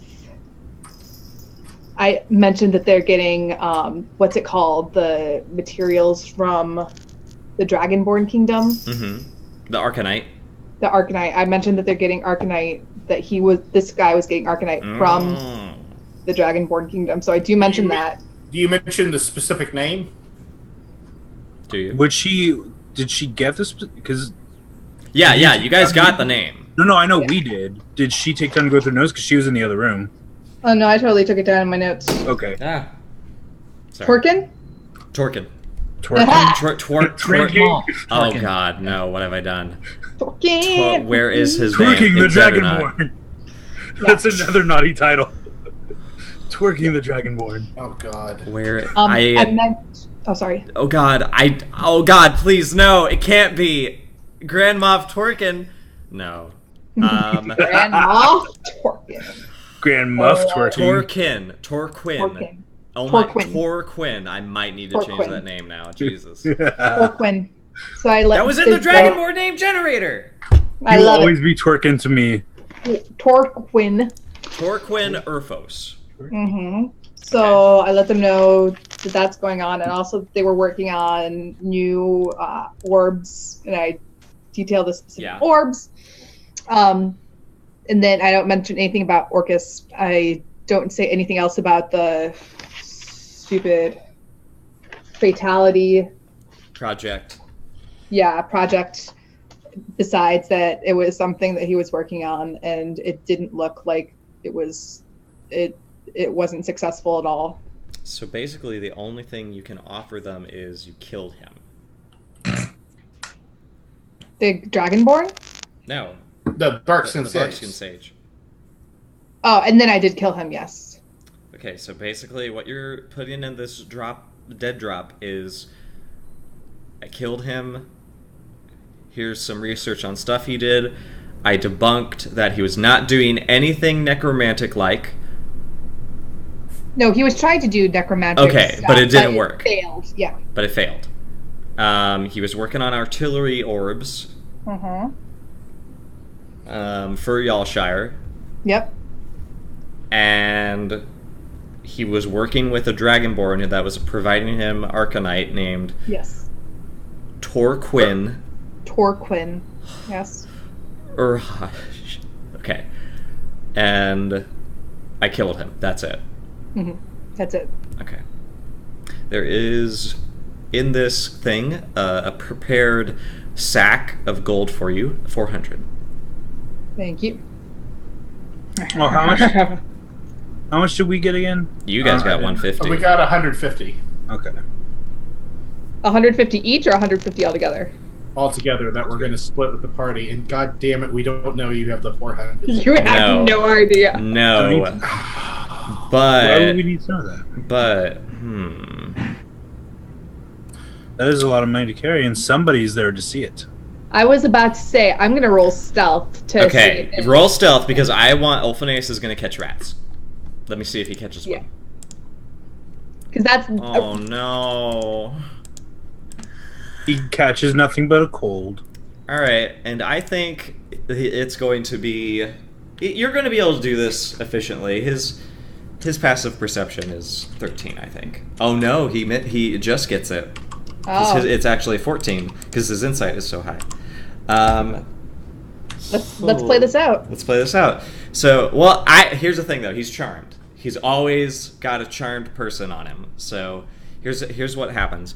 What basically happens is you take him over here, and he starts running underneath the docks and trying to catch and chase rats. Because he has an awfully good nose for him, and that same like shift in his face, that extreme like. He's like doing that, and he's like running on all fours in his butler clothes, and he's sort of kicked off the boots because he doesn't like them, and he wants to run on all fours, and he isn't able to catch them, and so he comes back sullen to you, and notices that you're just sort of like doing your thing in the dead drop location, but he doesn't really realize that it's like something secret. He just knows that you're doing a thing. And I think he notices the gold, but he doesn't bring up anything about it because he's not suspicious. And he says, "So that didn't work. All the rats are really fast." It must be extra tricky rats, huh? I guess so, because the rats that live inside and outside, I can catch no problem. Because I don't know. The ones here are so fast. Yeah, no. And they have so many holes to hide in. They don't have anything to hide in the tower or outside the tower where I'm allowed to go. Well, see, that will just be, you'll have to practice at it. I'm sure the more you practice, the better at it you'll get. And plus, they are extra sneaky with those hidey holes. Hey, didn't we promise you some gold? Because you need gold to... I do need gold to buy things. And he looks a little exhausted, and then like the collar hums and lets off another gun, and he goes, "It'll be great. It'll be really great to get some gold and go buy stuff." Oh no. Hey. Do you mind because that collar is pretty nice, but it looks like it's pretty tight. And is there like enough weight to be able to try to like either cut it off with a dagger? Cut it off? You want to try to cut it off? Either cut it off or try to destroy the actual ruby. Oh wait, was it like a leather? No, it was iron. Yeah, with silver inlay. Yeah. Okay. Yeah. Is there any way to try like destroy that I can think of to destroy? Try to like wedge the ruby out? Yeah. Yes. Okay. Roll a 1, you accidentally slit his throat. No! I mean, you did already poison him, like, Shut up. 3 hours ago. That was on purpose. This is... Alright. What would I need to roll? Dexterity. Just a regular dex roll? Yep. Just straight up dex. I just roll dex? Is that something I can do? Should be able to. You should be able to. How do I do this? So it would be next to dexterity, the last number. So Yeah. Oh. 4 dex, Gotcha. and then 15. Can I take 10 minutes on this? Can I take 10? Well, no, because You rolled 10. Yeah. You already rolled 10. Okay, so how does that work again, Throck? When you take 10, you can just get 10 You take automatically. 10, you just add 10 to your skill. Okay. What is So your it'd be skill? the same. I think It'd be the Fortnite same. has a take 20 if you want to take even more time, but I can look. I would very much like to take as much time as I can. Because I can do this one of two ways. You can either give up halfway, or you can really get into it. And I'll say I really yes. want to get into it. Okay, you want to get into it? Yeah. Okay. So, you get your dagger out, and you're like, what do you say to him? Let me just... I was like, I think your collar needs some adjustments. Do you mind if I just try to make, like, your collar even cooler? It might take some time. No problem. You do whatever you want. Okay. So the wisdom of the internet says that it's up to the DM.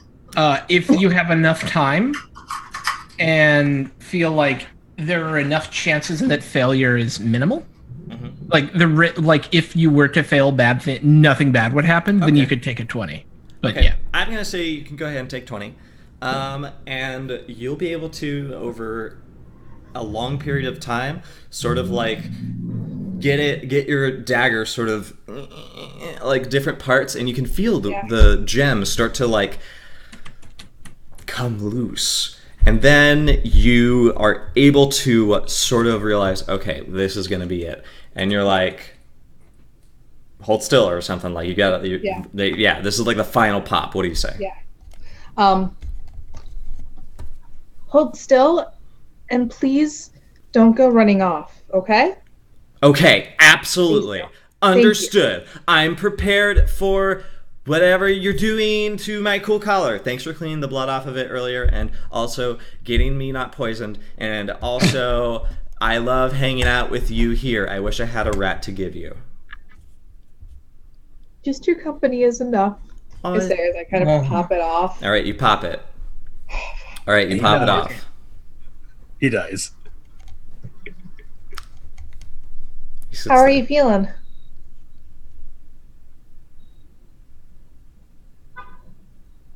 Ulfie?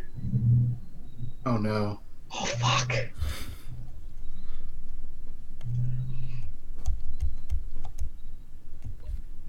Ulfie, can you hear me? Or can you talk? Are you okay? Yes. You're okay. Really wish we were all here for this. Yes.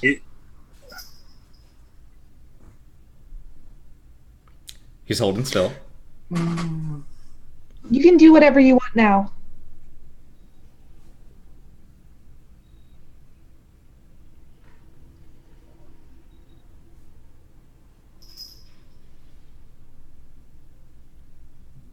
What do you want me to do? What have you done? I kind of take the gem and I pocket it. Why don't we go back with the gang and see what's going on with them? I do not know where they are. Well, let's go find them. He stands up and begins walking around the town. I follow him. Eyeing him. Okay, he begins walking around the town, and you notice that shifting in his face activates, and he begins to search. He's going to find... You've killed his mind. Okay, so the first two were for... He's going to find Carrick, because that is easy peasy. And then... because you're smelly. And he'll find Benicio. But here's what is important, and it's where I really want to hit. Throck, what is Bjorn doing? So Bjorn has two things he wants to do. One, he wants to write and send off a full report of everything that happened back home. When you say full report, I mean full report. All right. Yeah. Oh, write that down. Bjorn is an agent of his government, and he is here with orders, and is going to write a full report on everything he found, so that the higher ups understand that there is a threat. Okay. They may write him off because it's Orcus, it's 200 years ago or whatever, but full report, everything, and then is going to go look for the barkeep. Perception check.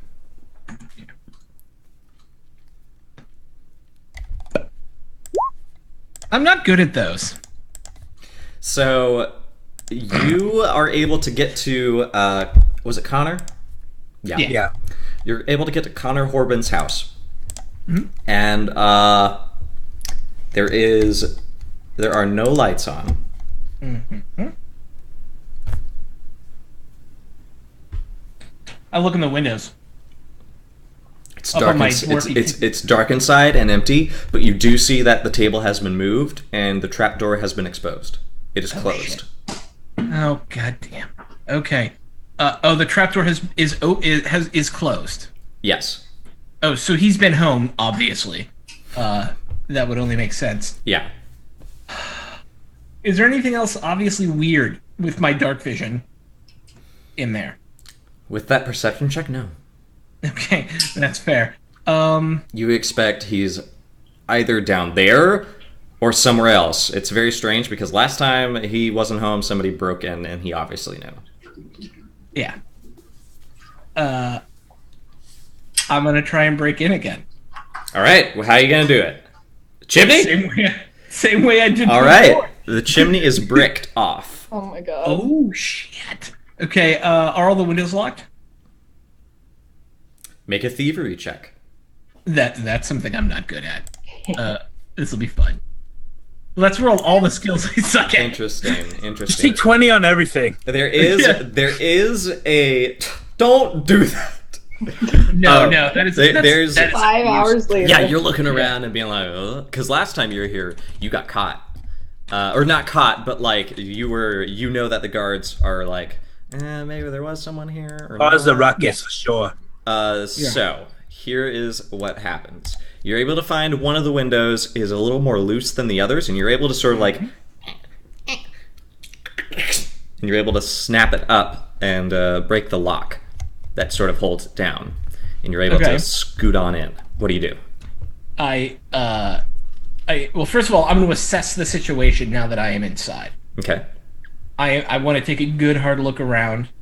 I'm looking for anything suspicious, anything that's been moved in a meaningful way since last I was here. I think that is. What would that be? It would probably be. I want it to be a stealth check. Oh, good. Another thing I suck at. Awesome.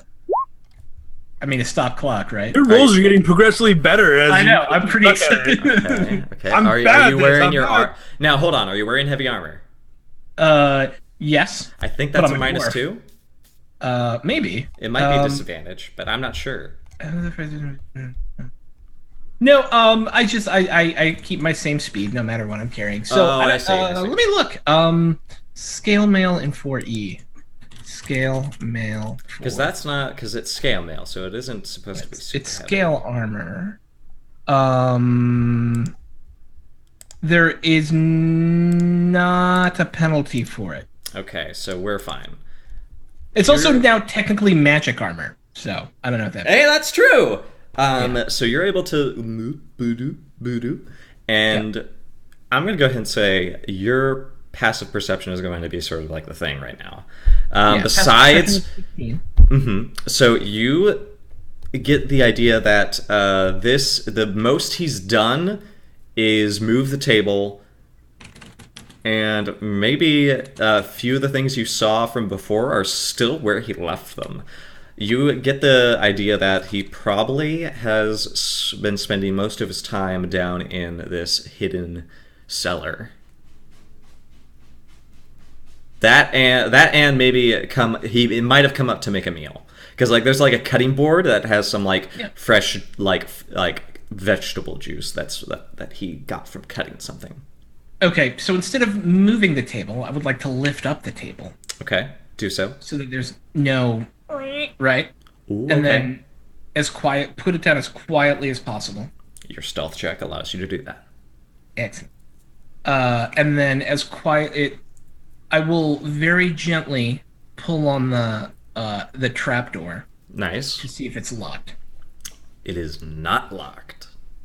I put my ear up against it.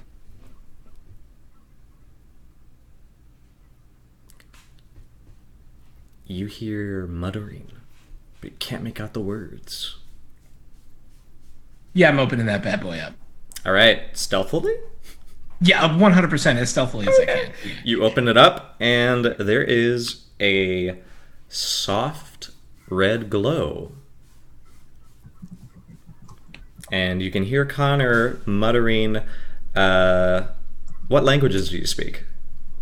I speak Common, Dwarven, and that's it. Okay. You don't know what he's saying, but he's speaking in a very...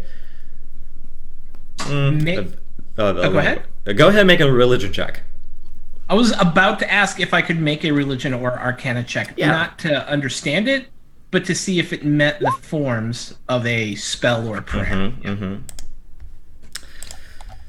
He is saying a prayer to Orcus. It is a well-known prayer to you because of your relation and animosity towards the worshippers of Orcus. Nope. It is a prayer of...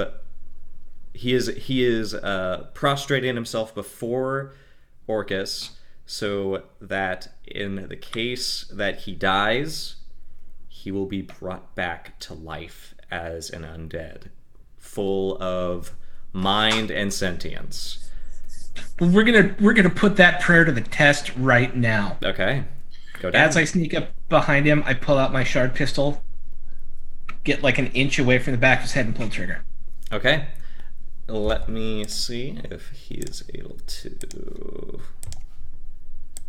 As he falls to the floor, two glowing red eyes. Yeah, he turns around, and you see he has the coins clutched in his hands. Yeah. And his surprise is evident. You have a surprise round. Yeah. Oh, I have a surprise round. Yeah. I'm just gonna go ham then. Okay, wait 1 second. I have a whole round. All right. I am going to Rune of Endless Fire, one of my daily powers. Oh my god. I don't care. Because it's going to deal radiant damage. This is unacceptable to me. And it is going to do 2 bonus dice of damage if I hit. So let's all hope I don't roll like poo. As I just kind of, with the pistol, I imbue it with the it's not really holy might because I'm not religious, but can I just make it like I'm tinkering, right? Like, so his belief is in science. So he just kind of as he pulls the pistol out, he takes this oil and spins it, right? And it just starts to glow with this holy light as he pulls the trigger. For I hit on a 24 and do 20 damage.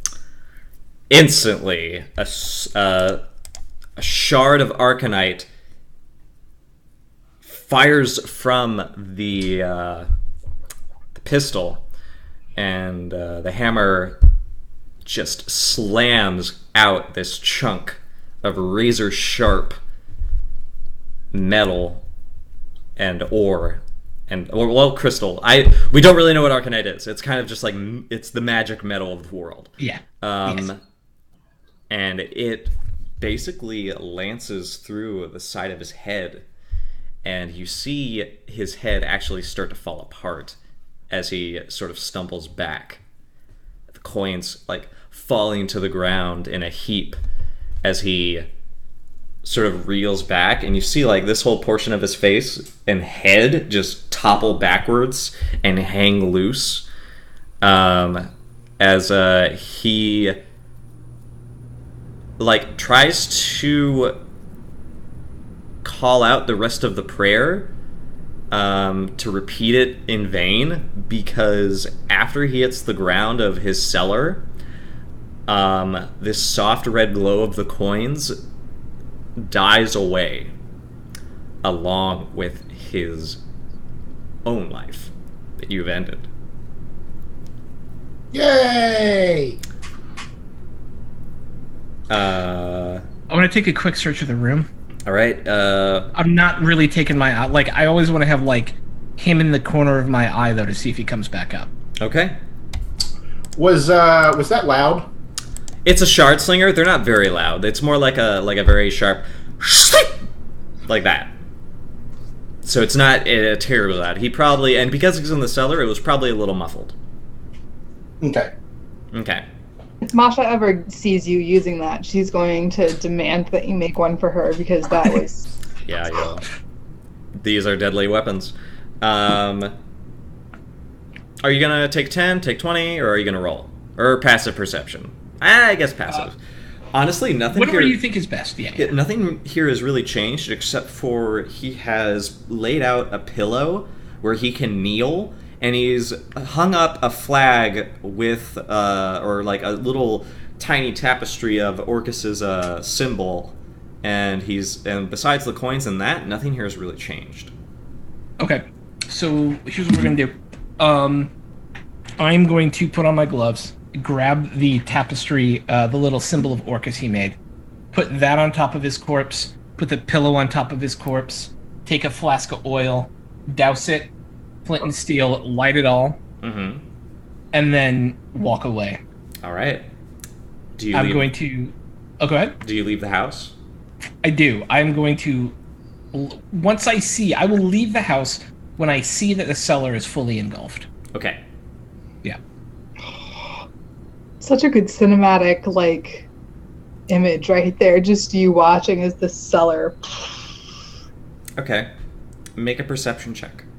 Yeah. Fuck. Excuse me. 13. It's better when the bad guys come back anyway. There's something for you and all that would just break me. You don't see this. Okay. But we can see it. We who?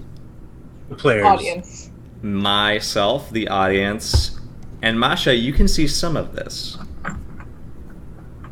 You can see Ulfineus has already pointed out where the scent leads to Carrick and Benicio.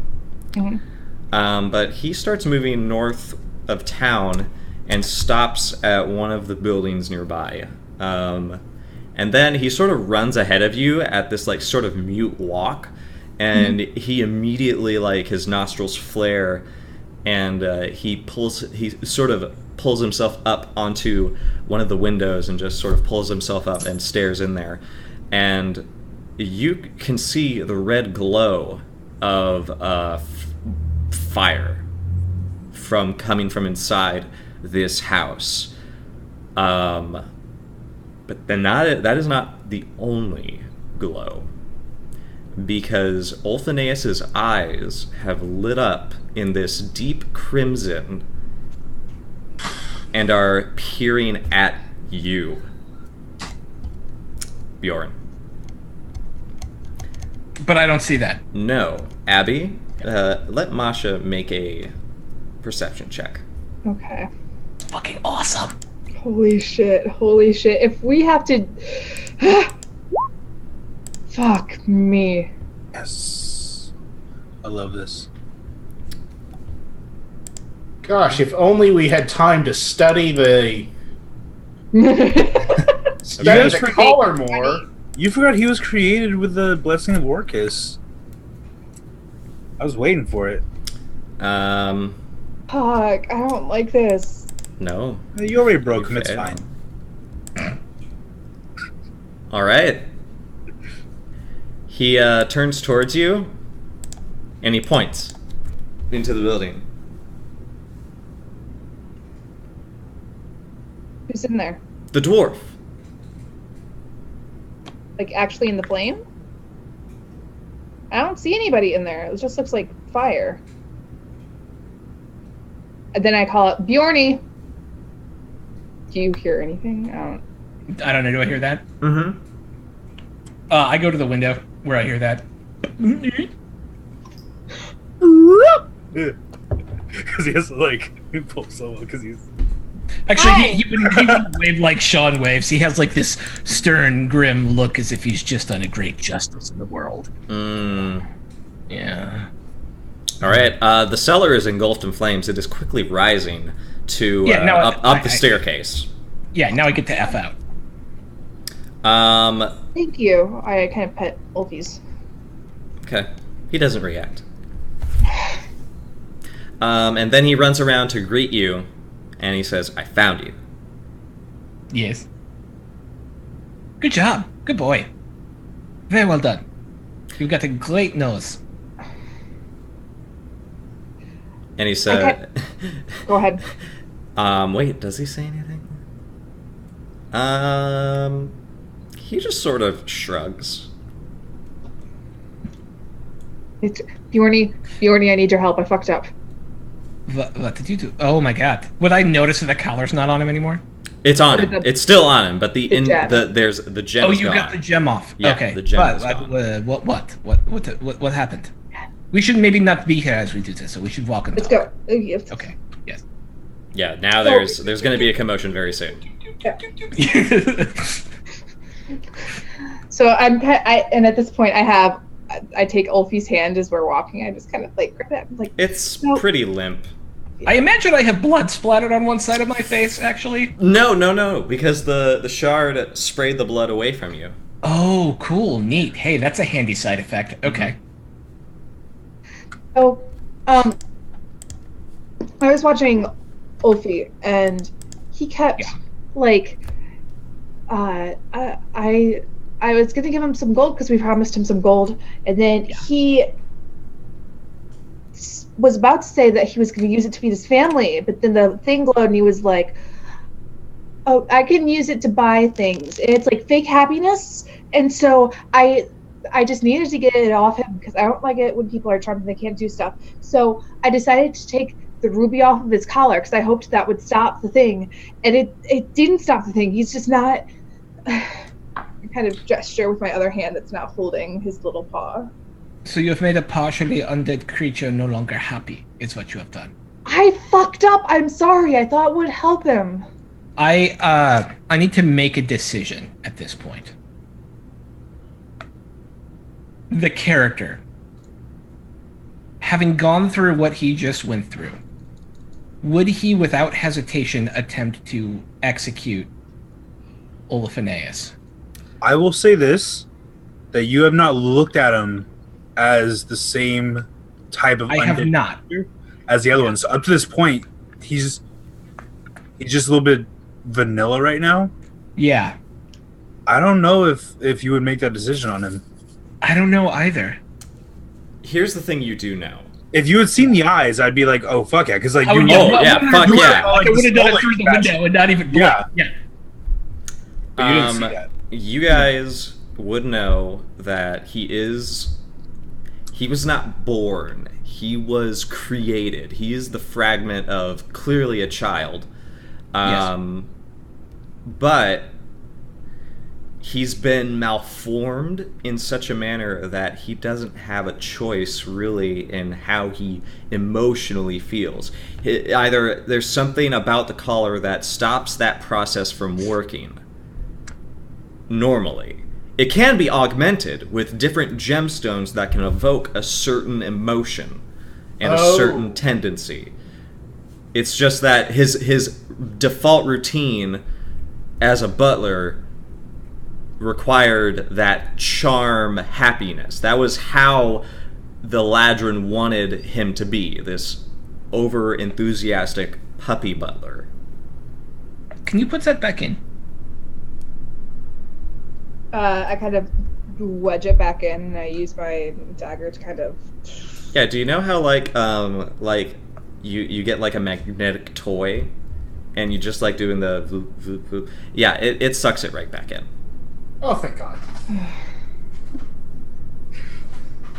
Is there a change? Yes, it's very evident. His fur isn't so laid flat anymore. His ears perk up, and he just goes, "Oh my gosh! That house is on fire!" Yes, you're walking away from it very quickly on purpose. So don't. This is what you do. You say nothing about that house ever. Please. Thank you. So, he's solved for the moment. However, I may have just shot a bartender into the head and lit his house on fire. Can I talk about everything but the house? Nope. Can I talk about the rat? What do you want to talk about? He points at the house on fire and he's like, What? Speak, puppy. You told me not to! I just told you to. I want to talk about why it's on fire. That's awesome. Can we, get, have you heard of marshmallows? No, we are not going to cook over that. Really? Why not? No, but I would find a very nice... Can we catch a rat then? Can I cook a rat? You may You cook can try to cook a rat, yes. I gotta find a rat. Where is the find a rat? He starts looking around in the grass, and he's like, Benicio, Carrick, a house is on fire in the middle of town.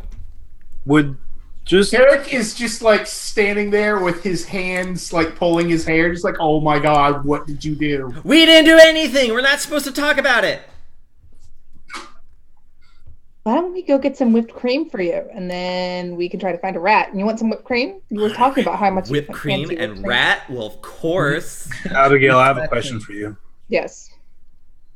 Are you still emotionally struck from what you initially did to him? Is it? Yes. Yes. He grabs your hand and is like, come on, let's go get some cream. Okay, let's. We're And he gonna runs go get over to some you, whipped- Benicio, and he says, you're the walking Febreze. You need to come with us, because this town is stinky. Of course, yeah. Just like Carrot just like starts shooing them away from the house, just like, yes, let's go. I just give a side eye to Masha, like an unsure, because I see your expression, but I don't say anything right now. I messed up, but then I made it right again. It's okay. And We'll then, talk. You made it right again, Later. or With the help of Bjorny. I mean, it's kind of alright. Let's get off the street. on your own. Let's get off the street and then tell We're me. gonna go get some whipped cream. Whipped cream. Hold on. Come on, Ulfi. God damn it, Ulfi. He did not get a rat. Alfie. He did not get a rat. So mad. Can Masha kill a rat and then make it look like he caught it? Make a survivalist check. Just throws a knife and just instantly. Yeah! Like a shish kebab. It's not. She It's doesn't. survivalist. She throws a knife and a Oh, rat jumps that's into right. the knife. Mm-hmm. That's usually. Maybe- Nature. I was about to say Yeah. 11. Nope. Nope. You can't even find one. This is funny. This is hard. This is so hilarious. Okay, and he's like, "That's okay. I just whipped cream all over my throat, and I will be full of it." that's bad for you. You can't have entirely whipped cream. Nothing You can is bad for me except for your attitude. Eric, you need to watch your attitude. It's bad for him. You need to be more like Bjorny here. He's on fire. Oh, Oh. Wait, is he? oh! I didn't talk about it. Actually on fire. I didn't talk about it, but I sort of did. You are not allowed to talk about it. Okay, I won't talk about it. We will all talk about it later, somewhat more quietly. I'm not going to lie to you all about what I did, because I did it for a good reason. But we should just not be near the fire. That's all I'm saying. Fire. We should find a place to stay. Last place I was at, they tried to kill me. Yeah, is there another place to sleep? I can dig a hole. No, And thank you. I can. It's like, so the tavern was also the inn, right? The inn is sort of run currently by no Oh. one. By It was run by Connor, but now nobody's now really. it's my girlfriend. Yeah, it kind of Yes! is. Yeah, yeah. Okay, Free here's the thing. rooms. She's there, and she is running the place right now. But it's really not busy, so she will get you guys rooms if you want, and you guys can get into the private diner. Let me actually move you Okay. guys there. So. Now that we're not near our burning house, Carrick, being unaware that she's already with Benicio, starts hitting on her. Impressive. All right, you guys can. She responds like a gemless. Do you guys want to be in this room? Which room? This room right here. Yeah, that seems pretty secluded. Yeah, you guys can talk now. Yeah. Like in private. Yeah, We so, we take this corner booth. The quarter booth? Wait, this one? Yeah. Aw, that's the Wait, stairs. I thought we were in our own room. Oh yeah. Okay. Yeah. Okay, great. Corner booth. Corner She approaches and is like, going fancy with the corner booth, I see. You know me. We have the entire room to ourselves, though, right? Yeah, it's not busy. And she's like, this is the fancy room. This is, oh wait. Yeah, now we might get a little bit of traffic because people want to go upstairs if they're staying, but there's not really anybody else here. It's rather, not busy. All right, Carrick, using the platinum Benicio gave him earlier. Yeah, buddy. Go for it. The normal platinum just kind of like gives it to what's her name again? Liselette. Liselette. Liselette. It's Liselette. We would just like to. We already have the room rented, right? Or is this like? I think this is an extension, maybe. Extension to The rooms we had. the rooms you guys have, yeah. And she goes, "Why, excellent. yeah, just I'll just put this in the." wait. the- Hold on, wait. I'm Wait. just checking to make sure. Like, is this a public area that other people can come in? This is, but it's Yeah, like this is, but right but now like, the we're activity alone. that usually happens is like in the other room over here.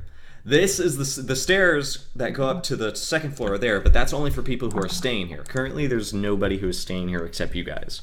And the stairs are Okay. pretty loud, right? We'd be able to hear someone coming Yeah, up or you'd down. be able to hear someone if they were coming down. All Yeah, right. so right now you guys I give have. her the platinum, just like this is for our rooms tonight, and just to ensure that we are not bothered while we are enjoying each other's company. If I can split this into a 35% tip, I could probably make that happen.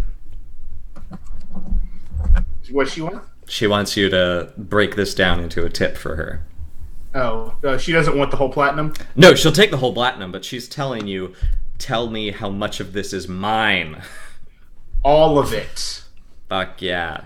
And Carrick uses his charisma to try and flirt with her as he gives it to her. Ooh, nope. She wrinkles her nose and says, "I heard about you. You're that fancy woman's nephew?" Yes, I am the delegate's nephew. Or Yeah. not, I'm his keeper. delegate. Shut up, Benicio. Benicio, I knew you'd make it to the top. Wait, what? Really? And They stuck you with this slime. I'm What? proficient in all positions. He'll be fine. We'll just I'm watch going to roll yourself. insight to see if Carrick understands what just happened. Please do. Oh my god, we're gonna talk again with you just in the Fuck! background. You once again. You are the invisible third wheel of every conversation. And yeah, and she sort of like flirts with Benicio, and she's like, "Oh, how am I going to get you by the river all alone again? Carrick, Now that you Carrick have just- this leashed Carrick to just you." kind of I'll put him to bed soon. Oh, that's so sweet. Carrick Let's throws give a it- little temper. Poor and Carrick. just like storms off. Ulphaneus is like, whipped cream. Got some whipped cream for, My nephew. and I have Ben. we, can he have like a hood or something? He has the sheet back on now.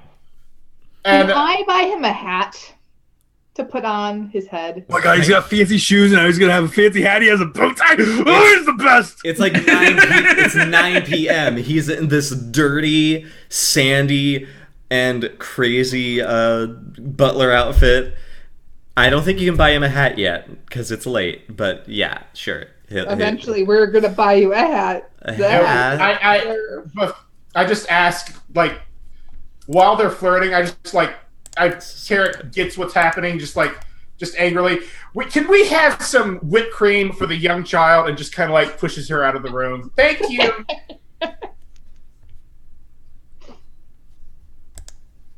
She does that little wave. And yeah, you guys are gonna be getting some dinner, and Ulphaneus gets a sweetly cream, and he sits back and he's like, "This is the greatest night ever! Whipped cream!" All right. So does Katla / Masha share the story with the gym? If you guys ask, Yes, you have this look on your face. Did something happen? I never caught a rat for her. It's really embarrassing. No, it's totally fine. I made a mistake. I was trying to clean Olafie's collar, and I accidentally, with the collar, the ruby accidentally fell out, and it was weird because he's not quite himself with the collar. So I put it back in, and now it's all fine, isn't it? Why would I told you that it could hurt him if you messed with it? But it didn't, so it's okay. Carrick wants to look over the collar again, try and guess what happened when the gem came out. All right. You, with this new information, you get the idea that this collar stifles his emotional stability and capabilities. It's probably done it to such an extent that he's incapable of functioning like a normal person with or without the collar. Possibly he will require like at least one sort of gemstone to be inserted to grant him sort of emotional capacity. Ruby is sort of like the default happy version. It constantly rejuvenates a charm person spell on him. It's hard to say what other sort of emotions he would be able to experience with other particular gemstones that could be alternated through there. It's really really up to experimentation. I want to study the specific gemstone, try and see like how specifically it keeps him happy. Okay. Are you taking it out? Oh no, are you? Oh. Okay. If you try, I'm basically, as long as this gemstone is inserted, it ensures that the charm person spell that is inscribed into the collar remains active and basically billows whenever he might have an instance where he has a bad feeling or like or he gets upset at something. All right. Using this knowledge, would it be possible to create a new gemstone that gives him a wider range of emotion? Or just doesn't have the charm person on it. That's all I'm curious, or that's all I want for him. You would, but you would have to get materials for that. That would cost some gold. I would help you. If you're not trained in it, it's going to be a real... Masha. I relayed that to the party about the gemstone. I will help. It might be possible to either create a new gemstone or modify the current one to give him a wider range of emotion. I will help. Masha, because one thing is, it has to be cut a particular way. Yorny, you're a dwarf. Yeah. You know how to cut rock stuff. I don't think Katla, I think this is going to be a longer project for now. Yeah, but I also think we shouldn't do anything. This makes him docile. That means I'm a good boy. Yes, it makes him a good boy, and we want him to remain a good boy. He can still be a good boy and not be... I kind of like try and... You'd be a good boy no matter what. That's absolutely right. That's what I was made for. It's great. I kind of like cover his ears. He can be a good boy and not be a mind slave to us. I don't think so. Masha, you knew that there were different gems. It was in the notes that I handed to you. Did I know this? You mentioned that there were different gems that would invoke different... I don't know if it was... They would invoke different responses. I don't remember what the particular you said was. It was in the notes. Oh. I don't remember that. We can't really understand the nature that his mind is being kept together in. We don't... Did we hand the notes for the collar over to Shmara? I think so. She had at least 1 or 2 pages from him because I made sure that to not give everything at once. Yeah. Did you guys give her the porn book or one of the other books? No, I have the porn book. No, I have the porn book. No. You weren't even there when I found it. Oh my god. This is where the party breaks apart. Yeah, it was a porn. You guys don't even know it's a porn book. I found it. I put it in my That's jacket. okay. That's right. When are you gonna look? Okay. Are you guys gonna read those books at all? I'm gonna read mine with my girlfriend, who Kara keeps flirting with. Oh my I God. didn't know. Fine, I didn't see the porn book. Whatever. All right. Awesome. Anyways, Pull out the notes that I gave you. I just remembered something. What's that? Carrick, in this second session, grabbed a ledger, a stamp, and a map. Oh, that's right. In the room, in that one room that you did. As they're sitting there, Carrick just like kind of realizes something like, "Oh shit," and pulls the stuff out. I forgot to look through this stuff, All right. and I would like to investigate the ledger, stamp, and map. The map is basically of the area around the borders. Basically, it's the. Let me move you guys over. Burp. It's this map. Basically. Big map. It's a part of the big map.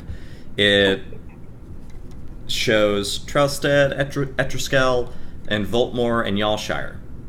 All of them in greater detail, but you get the idea that it's more focused on Yalshire than any of the others. Yeah. And you would look through the ledger and find that there are a series of names, all of which have meeting dates with the Barkskin Sage. There are only 3 names that are listed as future dates in which the Barkskin Sage will be hosting someone with Ulthanaeus' help. Oh. Whoops. One of which, Torquin, the Dragonborn, is supposed to show 3 days from now. Secondly, there is supposed to be another.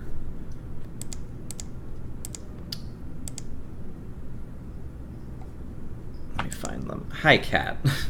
She wants an attention.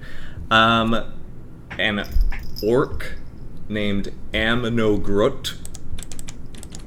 Let me put that in I chat. am no Groot. Amnogrut. I am no Groot.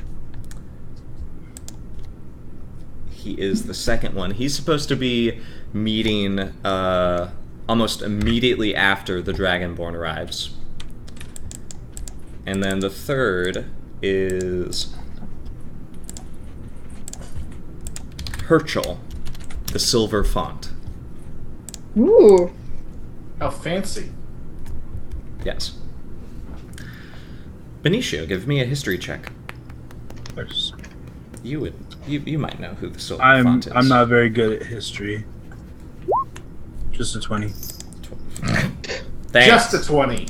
It's plus 12. That was what I rolled an 8. All right. So here's the thing: the silver. I think you would know Amnogrut a little. Like, you know, he's some sort of orc chieftain amongst the Trelstead. Trelstead is kind of like a goblin nation. Like, it's sort of made up of tribes of goblinoids and orcs. As This well is as outside the Confederacy? Yes, it is not a part of the Confederacy. It's sort of like a mercenary nation, in a sense. So it's Australia. Basically. Wow, dude. Shade. The Silver Font, however, is a silver dragon from Voltmore. I'm sorry. That was the third name? Yes. He is supposed to show up in 1 week. Oh, shit. Right. So, Carrick starts like closing the ledger and the map together. Like, well, I fucked up. I need to go tell my aunt about this. I'll be right back. Do you Do we want to think do that's... that? We're Yeah, I was about to say, I have to say something before we move forward with this. I turn specifically to you, Jorny. Yeah. I may have told his aunt about Orcus's involvement. I'm sorry, you did what? Oh yeah, he was a real idiot. What? Okay, so I literally just shot the dude who works here in the head because he was worshipping Orcus and burnt down his house. And now you're going We can't talk about that! You can't talk about that. I can talk about that. Okay. Okay. So, but you have decided to go and tell the leaders here that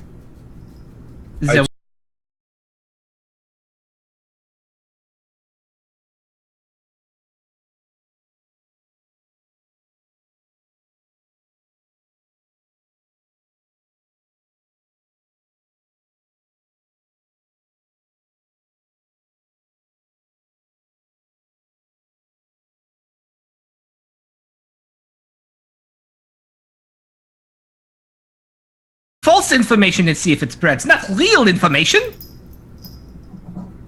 All I know is that while it seems that she has no involvement with this circle of cultists, she is not above getting involved. She's not involved she's not above getting involved. What does that even mean? You Like- gave her information if she wants to get involved to do it in a level that is so destructive and I can't right now. Alright, Carrot cuts it again, like, what are you talking about? I was in the room with you. She said she didn't say anything about considering getting involved with Orcus. It was clear that she would consider it as a last-ditch effort. What? Clearly, you picked up. No, look, I don't get along with her, but she's my family. Of course you don't get along with her. She's an awful woman. Deeply concerning. I don't like this. And you want to lecture me on information. You literally held the information about this caller, and you still bargained his life. I didn't mean to. Okay. We're going to have a conversation later about intention, doing something with intention, and doing something forgetting that there was information that somebody could have gotten hurt. Look. But no. She does not have enough information to get anywhere near a prototype. That being said, I learned a great amount about who she is. And We she still didn't apparently give is her someone- any. We didn't give her any information involving the dog people. Oh, So that's good. That's something. Okay, that's something at least. So that's good. But you honestly believe that she would invoke the use of the powers of Orcus should she get pressed? If times were drastic, and given the recent assassination, it seems an avalanche of tides is about to come through. Yeah. I don't put it past her. Bjorn, this is particularly concerning for you because you understand that their walls of their fortifications can probably withstand some of the latest shard artillery. Yeah.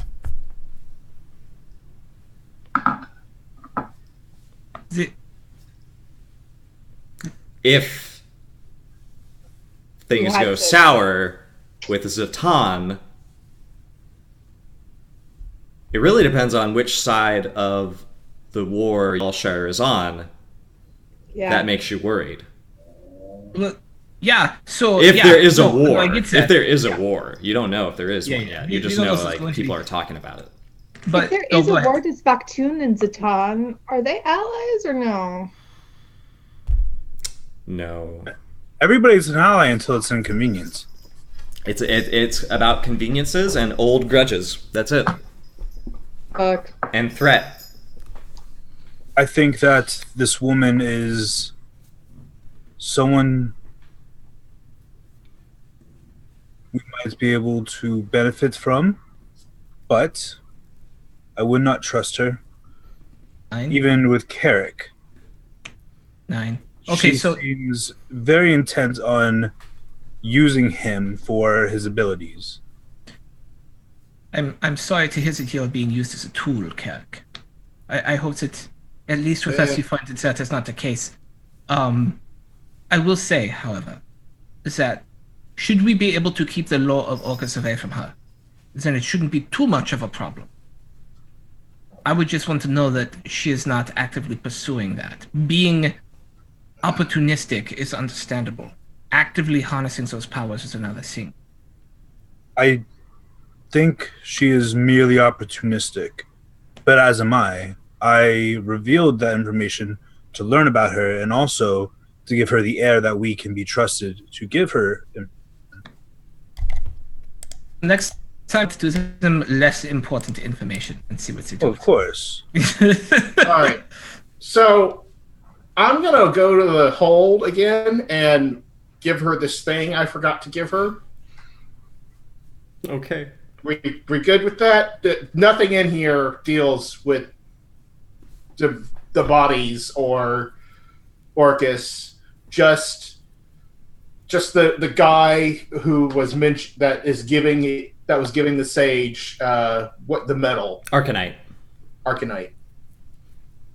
Yes, an appointment with a dragon is very upsetting. Question about dragons. I'm glad you Classic- asked. Yeah, classic dragon lore, and I don't know if I know this or not. Metallic dragons tend to be on the good spectrum. Chromatic dragons tend to be on the bad spectrum. Yes. Until. Is that true in this world? Until Yes. the connection to divinities was ruptured. Oh. And that is because, remember, Voltmore is the latest of the cantons to join the Confederacy. Yeah. Since It actually worries because they did that, they kind of had to take those precedents of no gods. So a lot of that instinctual influence of Tiamat and Bahamut is dysfunctional. It's been 100 years since Voltmore. I think it's been 15 years since they officially joined. What effect that has had on the chromatic and metallic dragons, you have yet to see. Because once that happened, there was an upheaval of rebellion among dragon kind, especially with the Dragonborn. The Dragonborn were able to shed most of the authority that the great dragons have held over them. I do wonder, Carrick, before you leave, the news of this dragon and these other appointments, I wonder if they would be exactly the thing that would press your aunt into drastic measures, especially because the meeting, I assume, would be taking place so close to the city. I wonder if it might be prudent to hold on to this ledger. What do you all think? Well, they're meeting at the building that is now the smoldering ruin. Essentially. Which is very close to the city in the grand scheme, especially for a freaking dragon. Yeah, my home's blown up. It might be. Hey, Carrick just kind of like looks at all of you like, but you live with us now, so it's okay. That's right. It is okay. Go upstairs to our rooms and go to sleep. I'd like to do that. Thank you. Do you need anything before I go, though? Just to be sure. Because that woman didn't seem to really know how to do her job very well. I can see all of you are empty on your drinks. And I also think you all need foot rubs. Because you're really stressed out. I'll be up there for a foot rub. Okay. Bjorn, do you want a foot rub? No, he doesn't want a foot rub, just me. Okay. He very much does not want a foot rub. All right.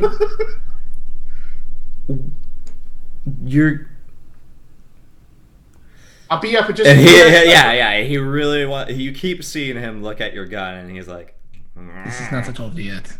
all right, bye bye, and he leaves. He jogs up the stairs. As he does, just go over to the table. We are screwed. Oh, So we definitely need to go back and intercept Tarquin. Yes. Because we have questions for him. I Yes. have lots of questions for him. Yes. What are we going to do about Herschel? Also- It's a silver. Yeah. The orc. What would the orc want? It all seems like these are pretty influential people who are coming to visit this mage.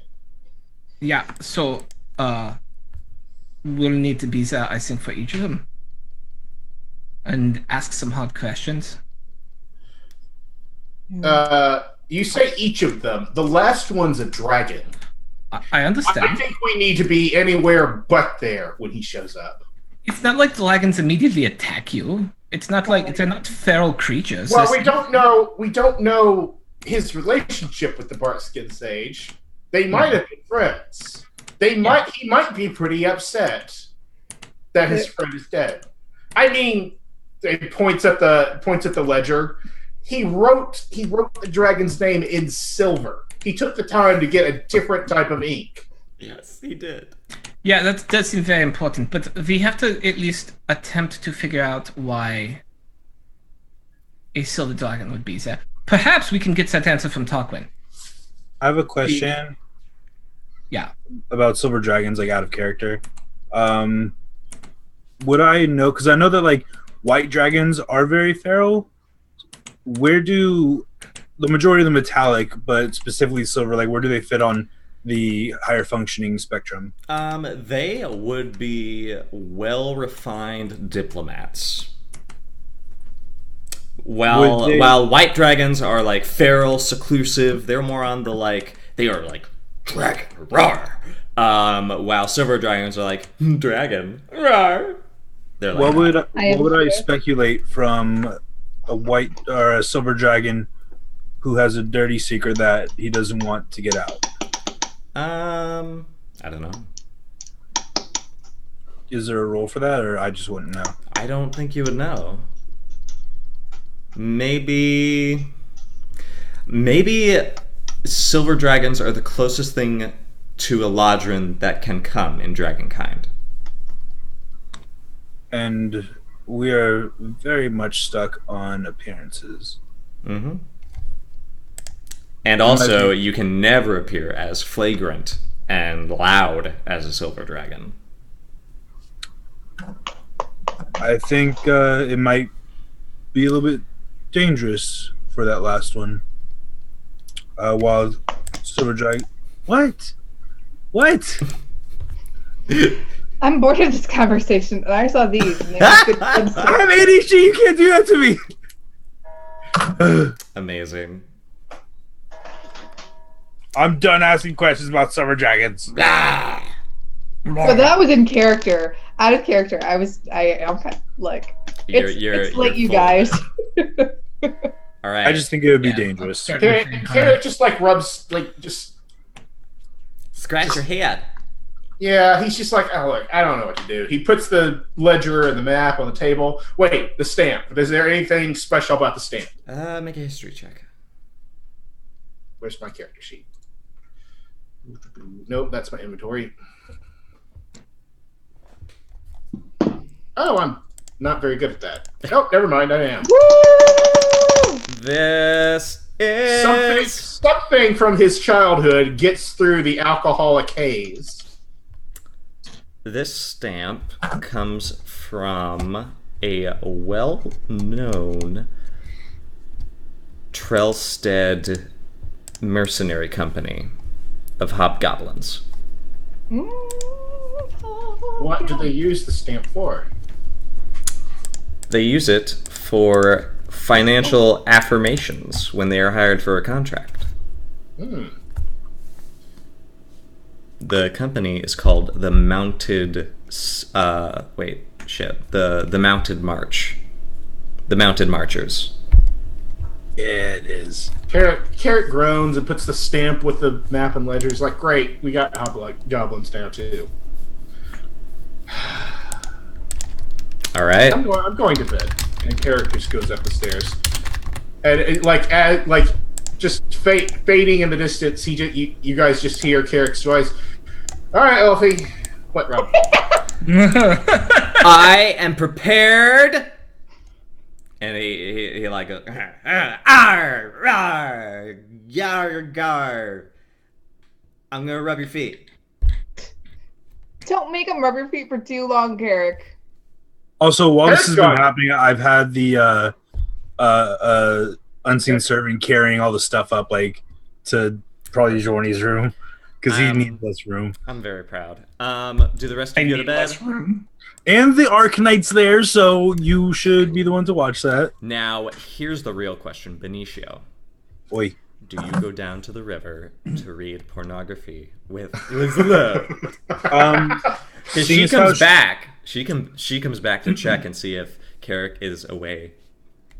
Yes, but not for a few hours because she's working very diligently, and I respect her and her job. She says, "Boy, I just got a platinum. We can take a break." Oh, for me. My dear, where do you think the platinum came from? I can give you 3 more if you'd like. To spend an evening with you? No, just to have.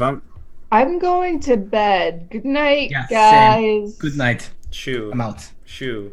She says, and She says, "Get the fuck out." yeah, and she says, "Well, why don't you give me a peek at what's in store?"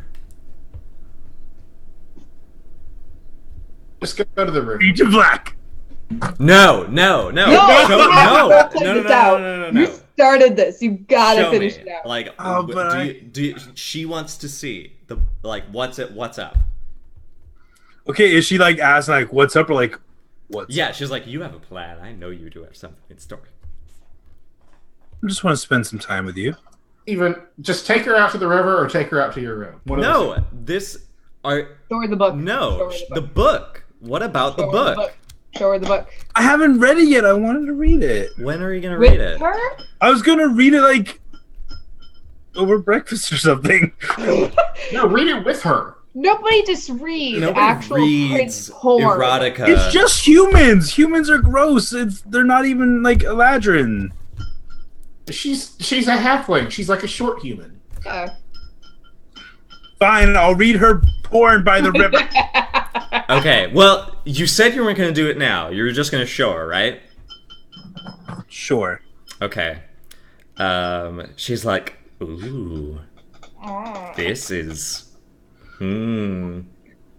Crack it I didn't open. even know that was possible. Crack it open. Let's see. Let's see what sort of niceties we've gotten here. And It's not going to be erotica. I'm the book. gonna just look at the cover real hard for a second All right, the book. and make sure it's not a cursed book or something. It's a hardcover book with sort of a very worn front, and it just has like little gold lettering of like the title and the name.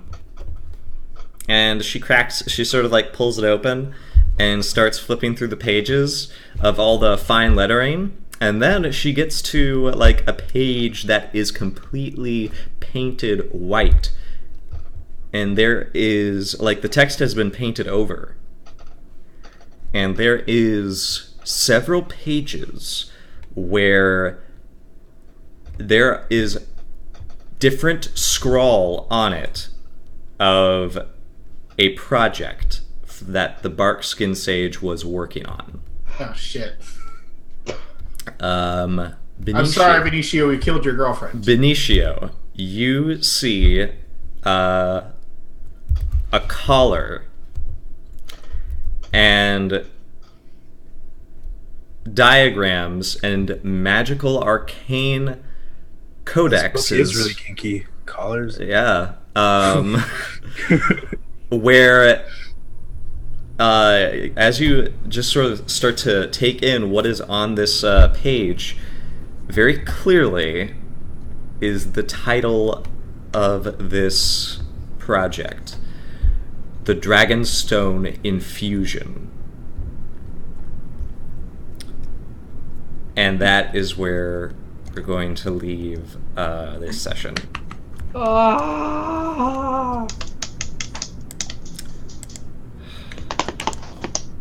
I've been trying to. I was like, please read the porn. Please read the porn. Please read the porn. I wasn't getting that at all. We should have been suspicious about the porn. Yeah. That is where I want to leave things off. What a session that was. Gee. Oh my Wow. God. Yeah. Man, I'm so pumped for I got another job. for what's gonna happen next. Congratulations. Yes. I feel like I've shrugged off my DM worries. You guys are great. Wonderful job. You're great. I'm looking I can't forward wait to to this.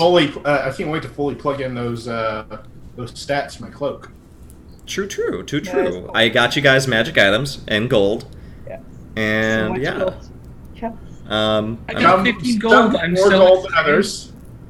Yeah, so we have 150 gold between the two of us. Character, do we want to divvy that up or just? Oh yeah, hold on. Yeah, let me. No, I mean we can do 75 each. Is it 75? I kind of did. 150 divided by 2 is 75 each. Oh, I already Divided did. by 2. Well, they knew we were getting paid for killing the Barkskin Sage, so Fine. by 4, 150 divided by 4 is 37.5. I did mine to 36, so I'll take mine to 36 too.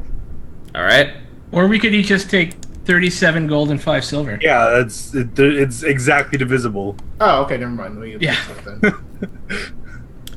then. Anything you guys want to talk about the game before we go to I don't know. You're just killing me with Alphaneus. Like we need to find a way to not get him tied. You had me tearing up. At one point, I don't know if you saw. I think it was something about like a good boy. He's like, yes, that's because I was made to be a good boy, and I was legitimately like tearing up. Oh no! Are we still live? Yes, we are. I'm letting you guys do what you like. I want to talk about another campaign I was in with 4 that had Alphaneus in it. It did. Only briefly. Yes, very briefly.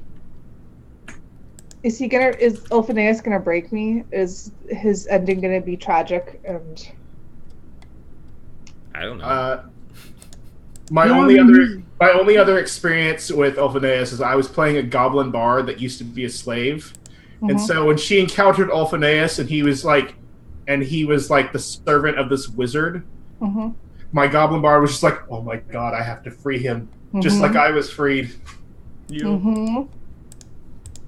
How did you free him? Tell me your secret. We Obviously wasn't through Ruby. We were not able to free him within the time period of that campaign. Oh. But my goblin had plans to eventually go back and come with me. Not really understanding that he was happy where he was. Yeah, he's staying with us, guys. Sorry, you have no choice in it. Wolfie's staying. Until the day comes when I have to take him down to the riverbed. Are you gonna make out with him? No. I'm just imagining mice and That's men. what you do with the river. And then, thank you, librarian, for getting my literary. Tell you. me about the whipped cream, Wolfie. Yeah, tell me about the whipped cream, Wolfie. There'll be all The types whipped of cream. whipped cream, but we're Oh, good. man. Can this episode be called Whipped Cream and Foot Rubs? Yes. Yes. That's what it'll. I need to upload these, by the way. A quick out of character question that I should have really asked in character. Yo. While we were going over the notes for the redistribution of fatalities. There it is. Good job. Woo! Was there any indication that Ulfie grows up, or is he just a child forever? Undetermined. Undead. What was that? Undetermined. Oh, We don't know because he's the first. He's the first. If he grows up, we'll be such good parents. I'm a wheel boy. Yeah, I don't think we're gonna On that note, do you guys want to sell yourselves out and tell us where to find you, or do you just want to go to bed? I always like to do a shout out. Please do give a shout out. Do you want to start, Mr. Thruk? Sure. Hey, I'm Throck Plays at Throck Plays on Twitter. I'm one of the co-founders of Welcome to the Party. We are an inclusion and education-based stream that streams a lot of games. I think in the next 2 weeks we'll be up to 14 games a week, which is pretty crazy.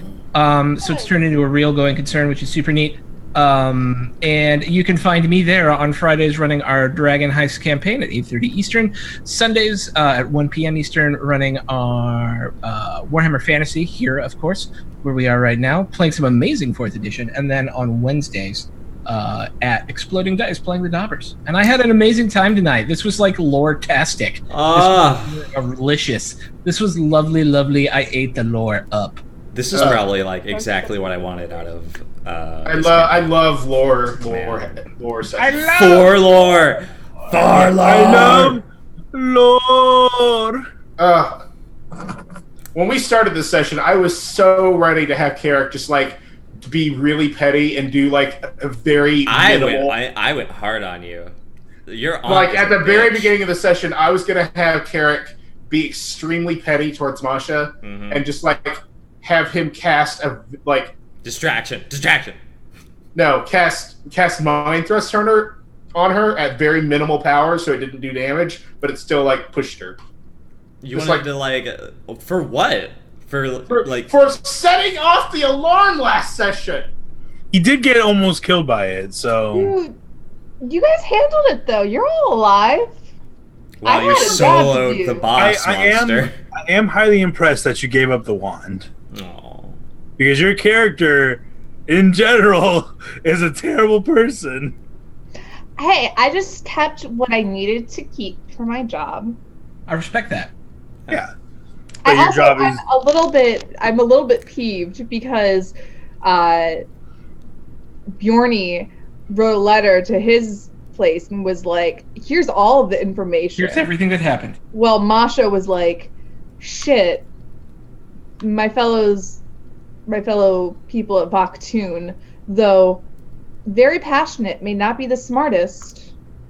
And I don't know how they're pretty desperate. I'm not sure if I want them to know that they can summon the dark powers of this demon god and try to do a collar thing. I don't want them to know that. So I'm a little bit pissed off because I feel... You sent it to him though, right? You sent your share of notes, right? I sent the share of notes, but I also said that all the undead shit didn't work out. Yeah. It failed. I really hope we don't need those notes I gave you in the future when we're trying to save this wolf boy. I didn't send anything about the collar. Ow. That was part of the notes you had. Oh. Well, I believe. I think we need to sit down out of character, like in between sessions, and figure out. I think, you guys have a lot of directions to go. That's up to you. But for now, I think we're going to close down the stream because it's midnight EST. Oh my god, it is. Hunter, it's midnight. Hey, Foray, can I sell out real quick? Yeah, please do. I'm Ishman223 on Twitch and Twitter. Don't stream on my own channel, but if you like watching me be terrible at RPGs, you can watch me on at Marvisi Media on YouTube Thursdays at 7 o'clock. Fridays, Capricorn Cross on Twitch at 2 or 3 o'clock Eastern. And then here, Sundays at 8 o'clock Eastern. You can just follow my Twitter and you'll see when I'm going live.